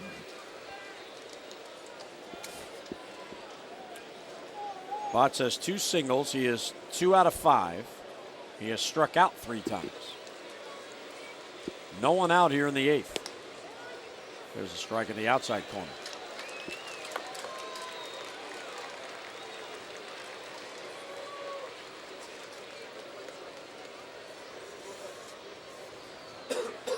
Paul Shuey's in his 24th game. And Botts takes low.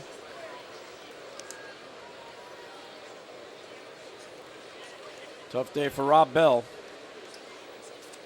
He got the final out of the 6th, the 3 up, 3 down 7th, then could not get an out in the 8th. Botts swings through it 2-2.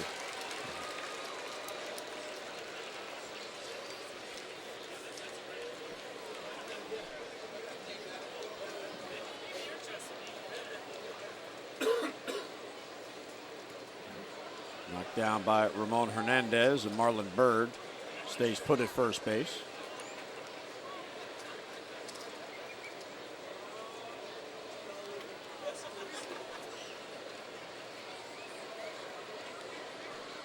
And don't think that Dave Tremblay is not thinking about what you were talking about. I mean, this game, you know, you're that far behind, you're thinking about, okay, who's available for the second game? You talk about Bradford and Walker haven't pitched in a while.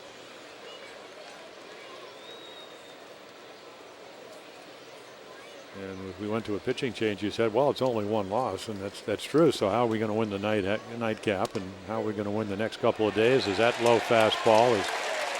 Jason Botts, Ron Washington talked about it. He said he's got a pretty good discerning eye. He thought this ball's low. And it probably was. I mean, it's a grounder, but, you know, 20 hits and 22 runs, or 20 runs, 22 hits. Strike zone's going to get a little bigger. Yeah, that looked a little low. Yeah. But that's all right. Fans enjoyed it. Here's Nelson Cruz. They were celebrating. Yes. Well, you know, the unfortunate thing about baseball is games like this will happen. You don't like to be embarrassed 20-3, but it's just one of those games where everybody in the Texas lineup had a good day, whether they hit the ball hard, hit the ball soft, took advantage of walks.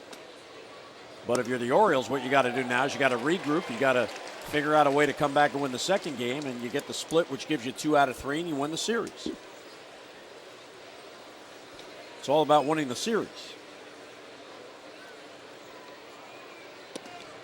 But the irony is that going into this inning, and this it was 14-3. Obviously, they're down by 11, only 2 walks.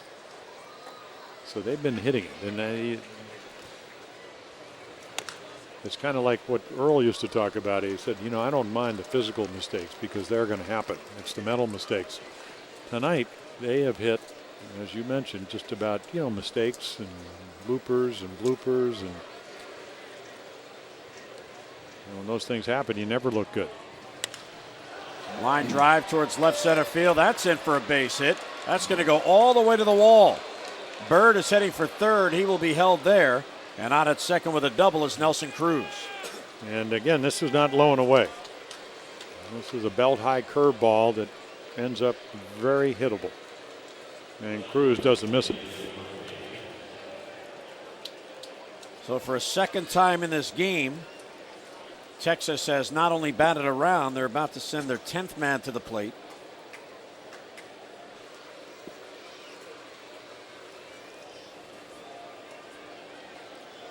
Don Wakamatsu, some sportsmanship there. He held the runner. In a close game, that runner may have been sent. Here's Murphy.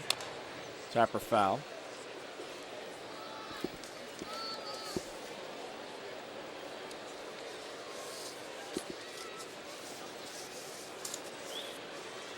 Murphy has 3 singles, and 2 of them are infield hits. Line drive off the glove of Brian Roberts in the right field for another base hit. A runner score going to third is Cruz, and David Murphy has a 4-hit game, and he has 2 hits in this inning. Yeah, way back in the second, he actually struck out.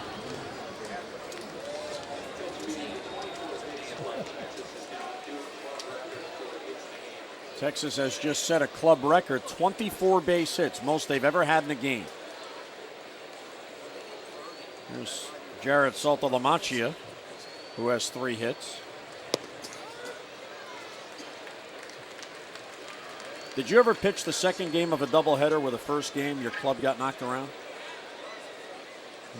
I don't think so. I was going to say, now if you're Garrett Olson, are you in there watching this? Oh, they put blinders on him. Back. You know, put on the Walkman and keep them away from iPod or whatever they no. use now. I was dating myself with the Walkman reference. Yeah. I'm one of the few who doesn't have an iPod. That's why. You don't have an iPod? No, I just never got one. You don't know what you're missing. Be a good night for an iPod right here. What's that? This would be a good night for an iPod. High fly ball to right field. Back it goes. It is gone. A 3-run home run for Saltalamacchia.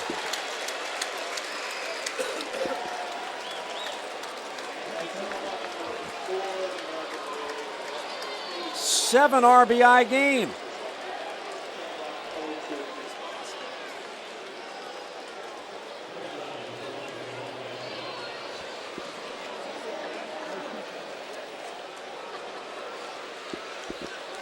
And the only out that Shuey's recorded was actually ball 4. Yep, and you can see the bat head out. A little splitter that hangs and gets it over the about the 376 or so mark. Wow, 24-3. A 10-run inning. Well, it's a football score.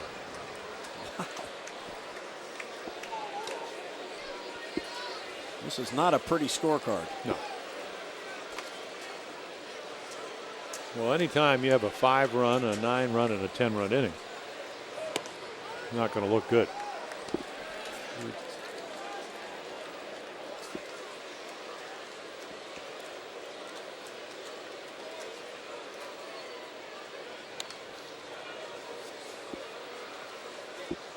Well,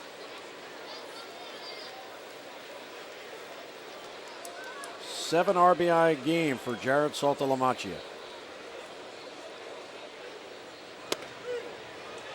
And strike 3 called to Vasquez. 2 down. Fans applauding an out.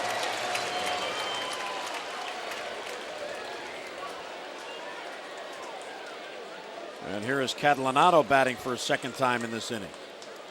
He had 2 at-bats in the 6th, 2 at-bats in the 8th.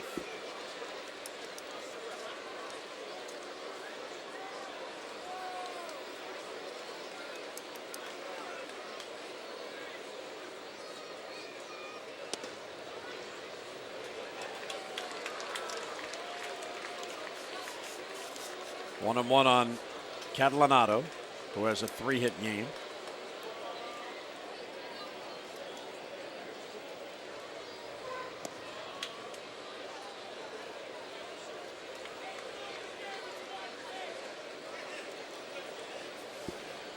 Texas is certainly padding their offensive numbers in this game. Look out, back goes flying.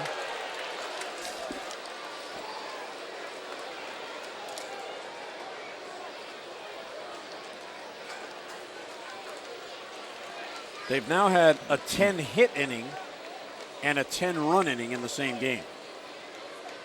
In the 6th inning, they scored 9 runs on 10 hits. This inning, they have 10 runs on 7 hits. They've hit 2 home runs in this game, in this inning, one a grand slam, one a 3-run home run, and strike 3 called, and Shuey finally gets out of it. A 10-run inning, it's 24-3 Texas. And the other part of this is we're talking about the bullpens. Now the Texas bullpen will be well rested for the second part. There's a line drive towards the middle and a base hit for Tyke Redmond.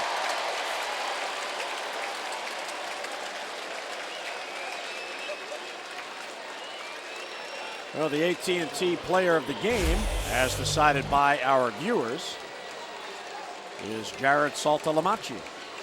46% of the vote. Text in your vote every game and vote for the AT&T player of the game. Standard text message rates apply and open to all carriers.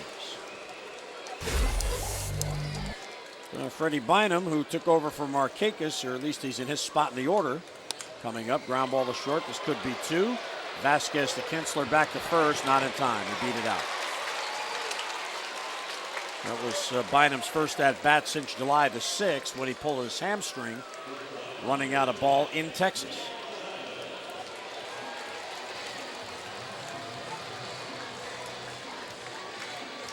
You know the other unique aspect of this game, in a game that just has gotten out of hand for the Orioles? Wes Littleton is in line to get a save. Oh, because of pitching 3 innings. Yeah.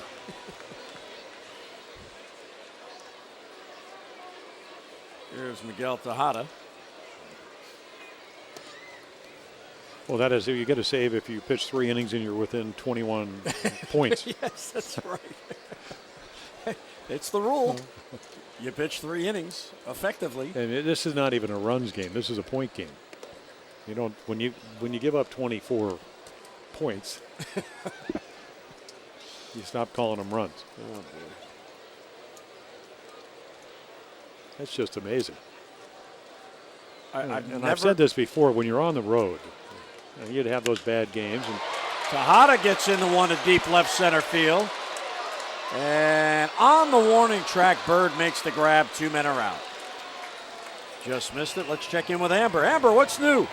Well, just a reminder, there is still another game to be played. It'll start 20 minutes after this game is completed. And in between Game 1 and Game 2, there will be an abbreviated edition of O's Extra right here on Masson. Tom and Rick will talk about what went wrong here in Game 1 and preview Game 2. We'll also hear from Dave Tremblay, hear what he has to say about this game. But we will not hear from the players. Nobody's allowed in the clubhouse in between the games. So O's Extra right after this game, getting ready for Game 2. Hopefully it'll be a much better game. Let's go back to Jim. All right, Amber, thank you very much. Here's Kevin Millar, needs to get on base to keep the streak alive. There's a line drive to right, and he does it. He dunked it in for a base hit. 48 in a row for Millar. yep, the old hit it to right field every once in a while. And it works. Well, he's been on base now 48 consecutive games, 1 within the club record. But you know what? Notice the approach. Yeah, I mean, this is, you will get him in batting practice, and I keep telling him you could have hit higher than Ted Williams when he starts doing this. He just hits the ball the other way, and that's what he does. So and voila. Now it's 48.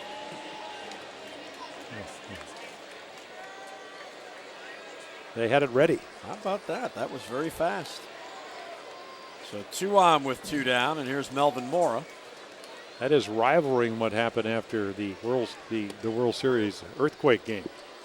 About 5 minutes after the earthquake in 1989, as you look at the consecutive games on base, and now Kevin won within Kenny Singleton's 1977 record. But within 5 minutes after the earthquake, and of course you don't know what kind of damages and what's going on, there's a big banner comes out Candlestick Park. If you think that was something, wait till the Giants come to bat. Wow. How they ever did that. Like 25, 30 feet long. Now maybe they just had it ready. I don't know, but it was perfect timing. Yeah, that's what it sounds like.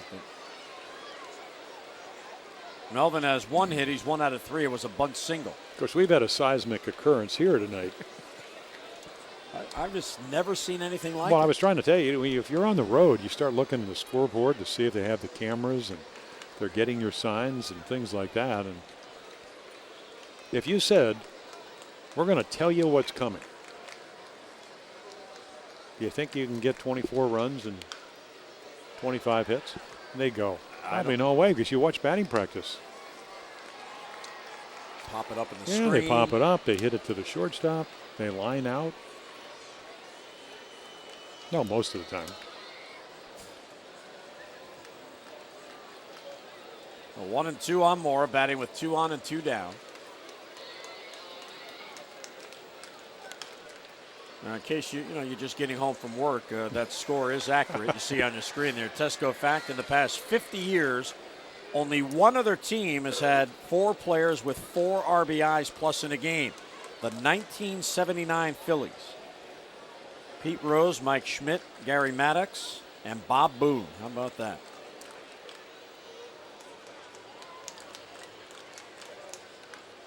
Melvin just gets a piece to stay alive.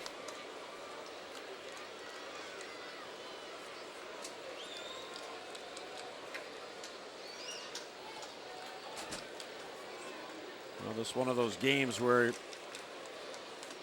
Texas followers will be perusing the record books.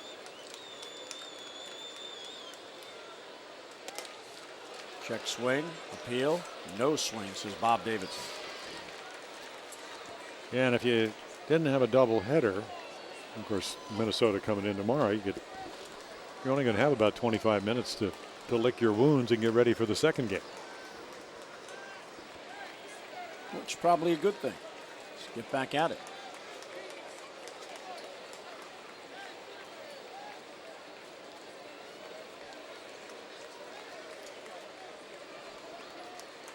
Well, 2-2 on Mora.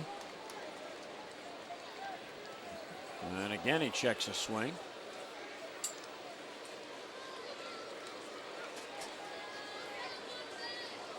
Well, the runners will get a head start, 3-2 with 2 down. Bynum from second and Millar from first.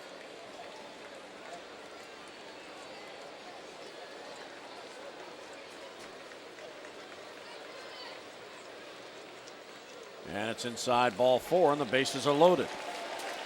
Well, the Orioles have a chance to do some damage with 2 down. And Moore goes to first base. He's been on base twice.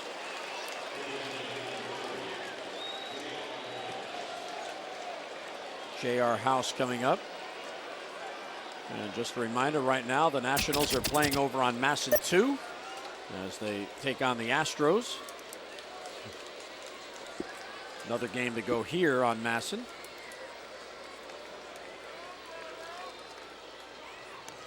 Check swing, and he fouled it off.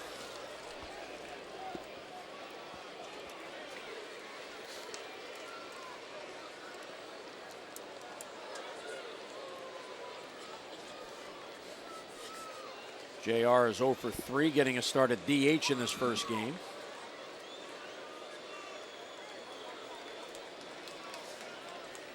As the base is loaded with 2 men down. Homered in Toronto over the weekend. Yeah, on Saturday, nice little curve ball, drilled it to left field. And then a base hit on Sunday in the 10th inning, and then got picked off at first coming around after the single. And of course, I was talking about that when they got back into town. Boy, he said, boy, did I make a mistake. And I said, that's what experience is for. That's why you play this game, to learn, and just don't do it again. That's what you try to figure out. Bounce towards the hole. Vasquez is there. Goes to second for the force on the sliding Moore, and the inning ends. 2 hits, a walk, 3 left. 9th inning coming up. Yeah, the third time Millar has had a chance to bond with people in the outfield this year. I saw him wave to a couple of fans who said, hey, welcome back.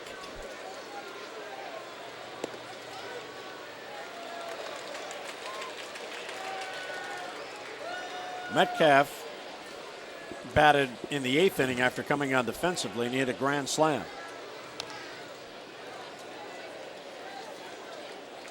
And here's a guy who was sent down to AAA and batted 148 in 18 games in AAA. Hurries back to the big leagues when he gets the call, gets in the game, hits a grand slam. He did hit a couple of years ago down at in A-ball, hit 22 home runs, so it's not like he doesn't have power, but high sliders, high breaking balls, they'll get out of here, have a tendency to do that. And that's what he was able to get off Rob Bell.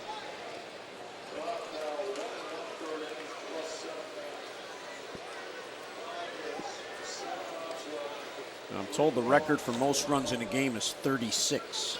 No. Texas. For Texas? No. Oh, just period. So they have a ways to go.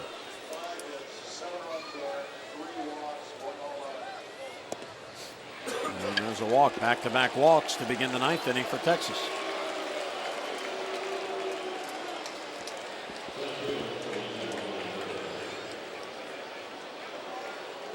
"24 runs on 25 hits." What a day of emotion for Dave Tremblay. He announces contract extension today, and nice press conference, and comes to the ballpark, and Texas puts up 24 runs on 25 hits. But it's only one game. Well, yeah, except that how about what a day it is for his pitching coach. Leo provide, the source of pride of what your team ERA is, or are we challenging guys, or are we getting them out? They came in with an ERA of 4.39, and they were, 7th in the league. And tell you what, they had given up 560 runs. Well, that gets up there in a hurry. So a season of hard work, it's not a race, but it certainly puts a big dent in it. And that's what's so frustrating. Yeah, it is only one loss, and anytime you give up 24 runs or 10 runs or 12 runs or 13, which they've done on a couple of occasions, you're not going to win. There's a base hit in the left field. And the runner will be held at third base. Nice gesture there by Don Wakamatsu. Well, these guys have played the game. I mean, Ron Washington, who manages, he actually played a couple of 79 at-bats for the Orioles. So again, this is not much of a jump, but you can see Melvin. He's kind of leaning right. The ball goes to his left. He's been out there a long time. And he doesn't catch it. Ball gets by him, and they do stop the runner. And that is a classy thing to do.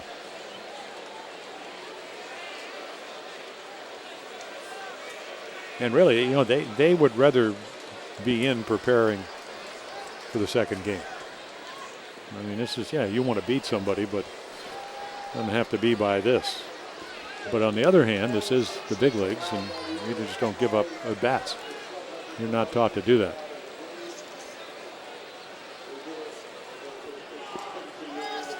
Jason Botts is batting for the 7th time in this game.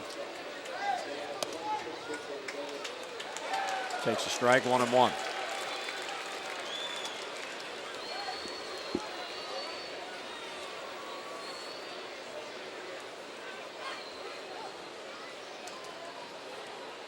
the base is loaded, none down.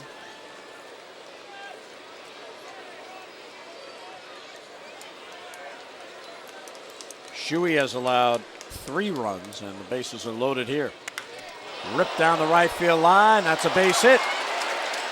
Kinsler scores, Metcalf scores, Bird goes to third. It's a 2-run double. 26-3.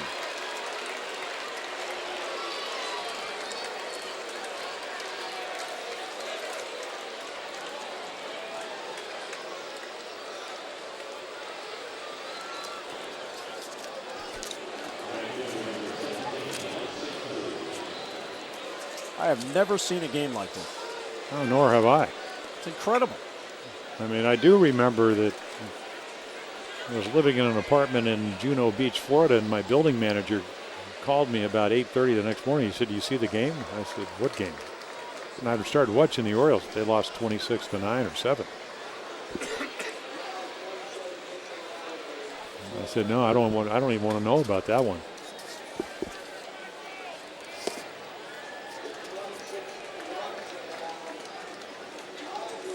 So that ties the most ever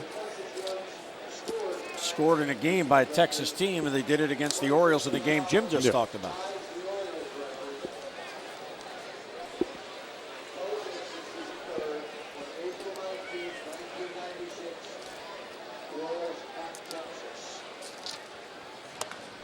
Bounce foul off the bat of Nelson Cruz.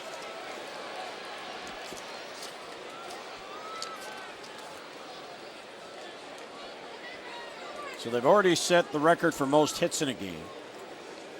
And with one more run, they will set a record for most runs in a game.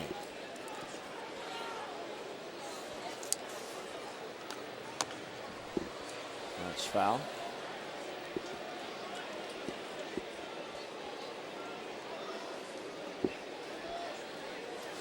Three 0 Orioles at the end of three. 5 in the fourth, 9 in the sixth, 10 in the eighth, 2 in the ninth. That almost looks like a lottery number on the end there. All the digits are so close. What's the Mega Millions? 201 million? 201, yeah.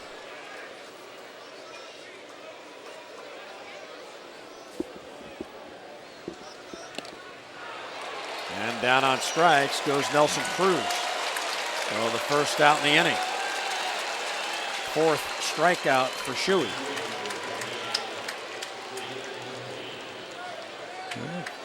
Fastball, and Cruz doesn't quite get to it. There has not been a ball put in play against Shuey that has gone for an out. The 4 outs that he has recorded have all been by strikeout. He's given up 5 hits.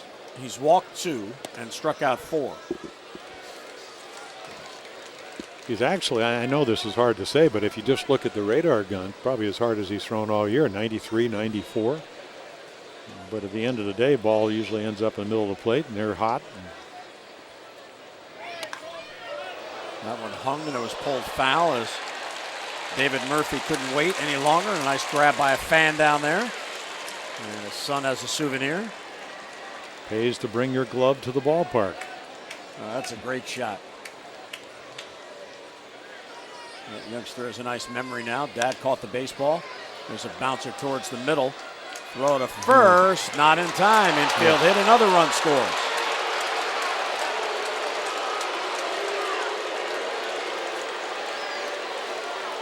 It's going to play well down in Texas, the way this kid can run. It's a 5-hit game for him. Yep, I mean, he hits a high chopper and just not going to throw him out. I mean, you catch it, you plant your feet, you hurry, but he's just cruising. And again, he came over in the Eric Gagne trade, so 5 hits. Well, he came in for 6 for 13 on the season. Here's your buddy, Jared. Most runs ever allowed by the Orioles, breaking that record set in Texas back in 1996. And the problem with baseball, it's not like football where you can go into prevent defense. You know, you can't drop your linebackers and your safeties and your corners back. You got to keep throwing the ball, and they're going to keep trying to hit it.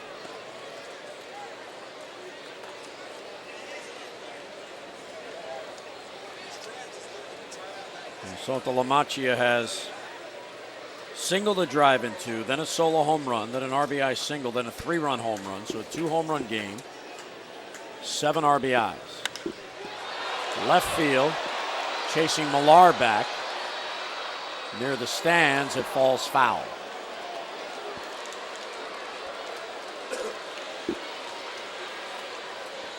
Kevin flips it to a fan.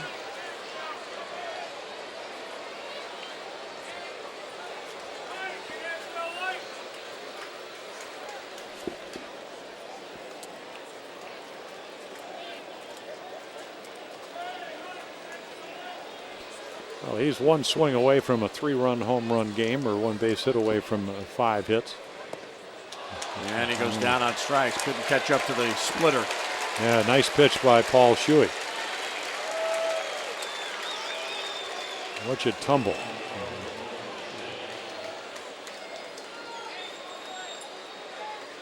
I've never seen a scorecard like this. I mean, every ball that has been put in play against Shuey has been a hit. He's retired 5 batters, all by strikeout. He's walked 2 this inning. They both scored.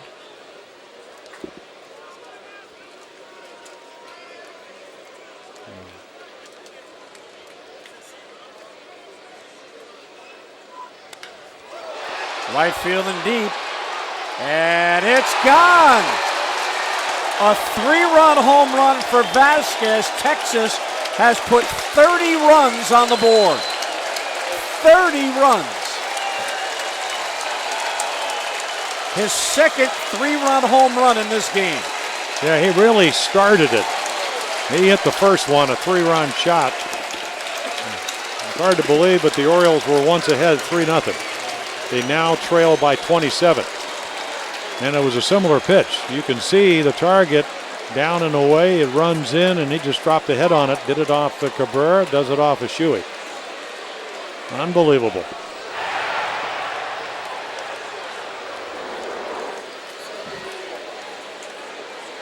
$30 runs in a major league game. Amazing.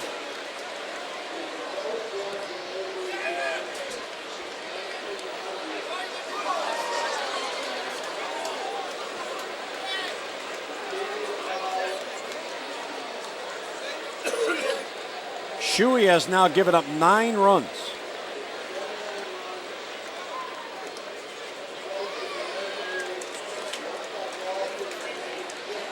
And Texas has batted around for a 3rd time in this game.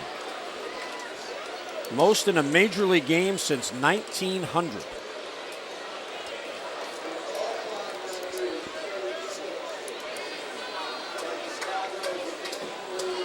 Long day for Dave Tremblay. And there's a walk. 3rd in the inning.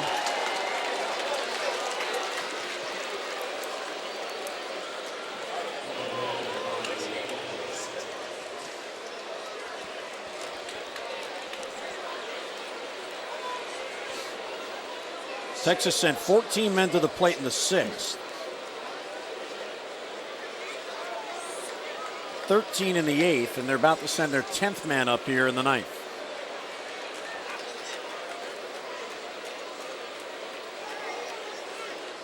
And here is Ian Kinsler. Fouls it back.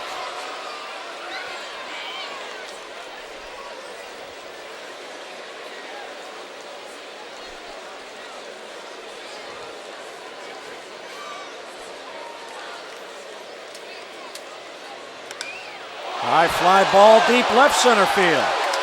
Long run for Redmond. He gets there for the out. And the inning is finally over. Bottom of the 9th coming up. Big night for the Rangers. Rally caps, I love it. Littleton stays on.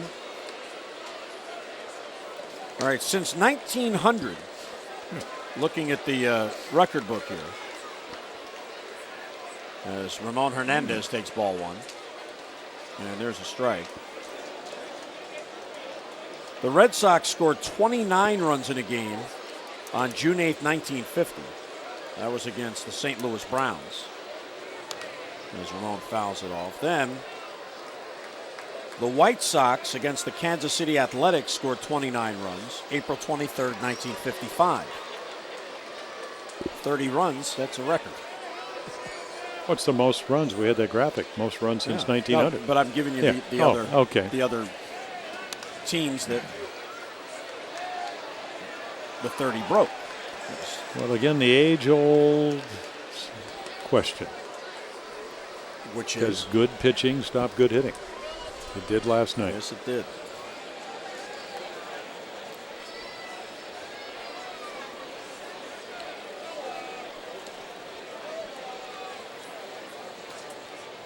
Now we'll see if Garrett Olson can do that in the nightcap. They got to be tired. Of course, different guys are going to play. Yeah, only one player has come off the bench for Texas, Travis Metcalf. Yeah, they've had a chance to rest. Last night, Kinsler led off. Laird, Young, Sosa, Bird, Botts, Cruz, Saltamamacha, Jared, and Adam Melius. I had it down when the game started. I know. It's been a while.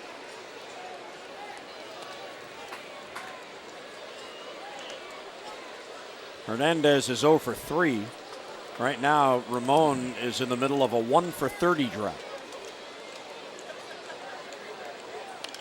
Fouls it off. Peyton is on deck, and then Brian Roberts' spot.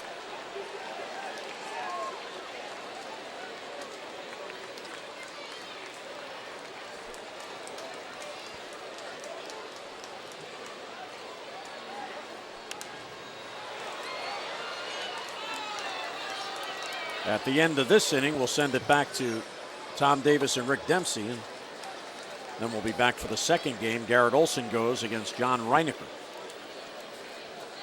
So another game to go. And Ramon down on strikes, 1 away. And I think the most interesting thing of this entire night will be when you pick up the box score and see that this guy got a save. I'm sure that'll be mentioned. Oh, man. You pitch 3 innings to close out a game, regardless of the score, you get a save. Of course, when he took over, it was 14 to 3. They've scored 16 runs since he's been in the game. There's a bouncer to short. Vasquez gets Peyton 2 down. Peyton's 0 for 4. It's one of those nights where it just looks like the other team played at fast speed and the Orioles played regular speed or below it. And of course, when you give up 30 runs or 14 runs, 12 runs, 30, it doesn't really matter.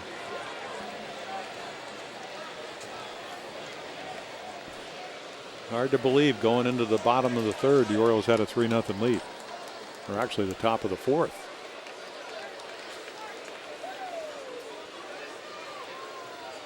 You know, you see games where a team will bat around, but 3 times in one game? I don't think I've ever seen that. Well, have you ever seen a game where they've had 20, 27, or actually 30? 30 unanswered Answered runs? yeah. No.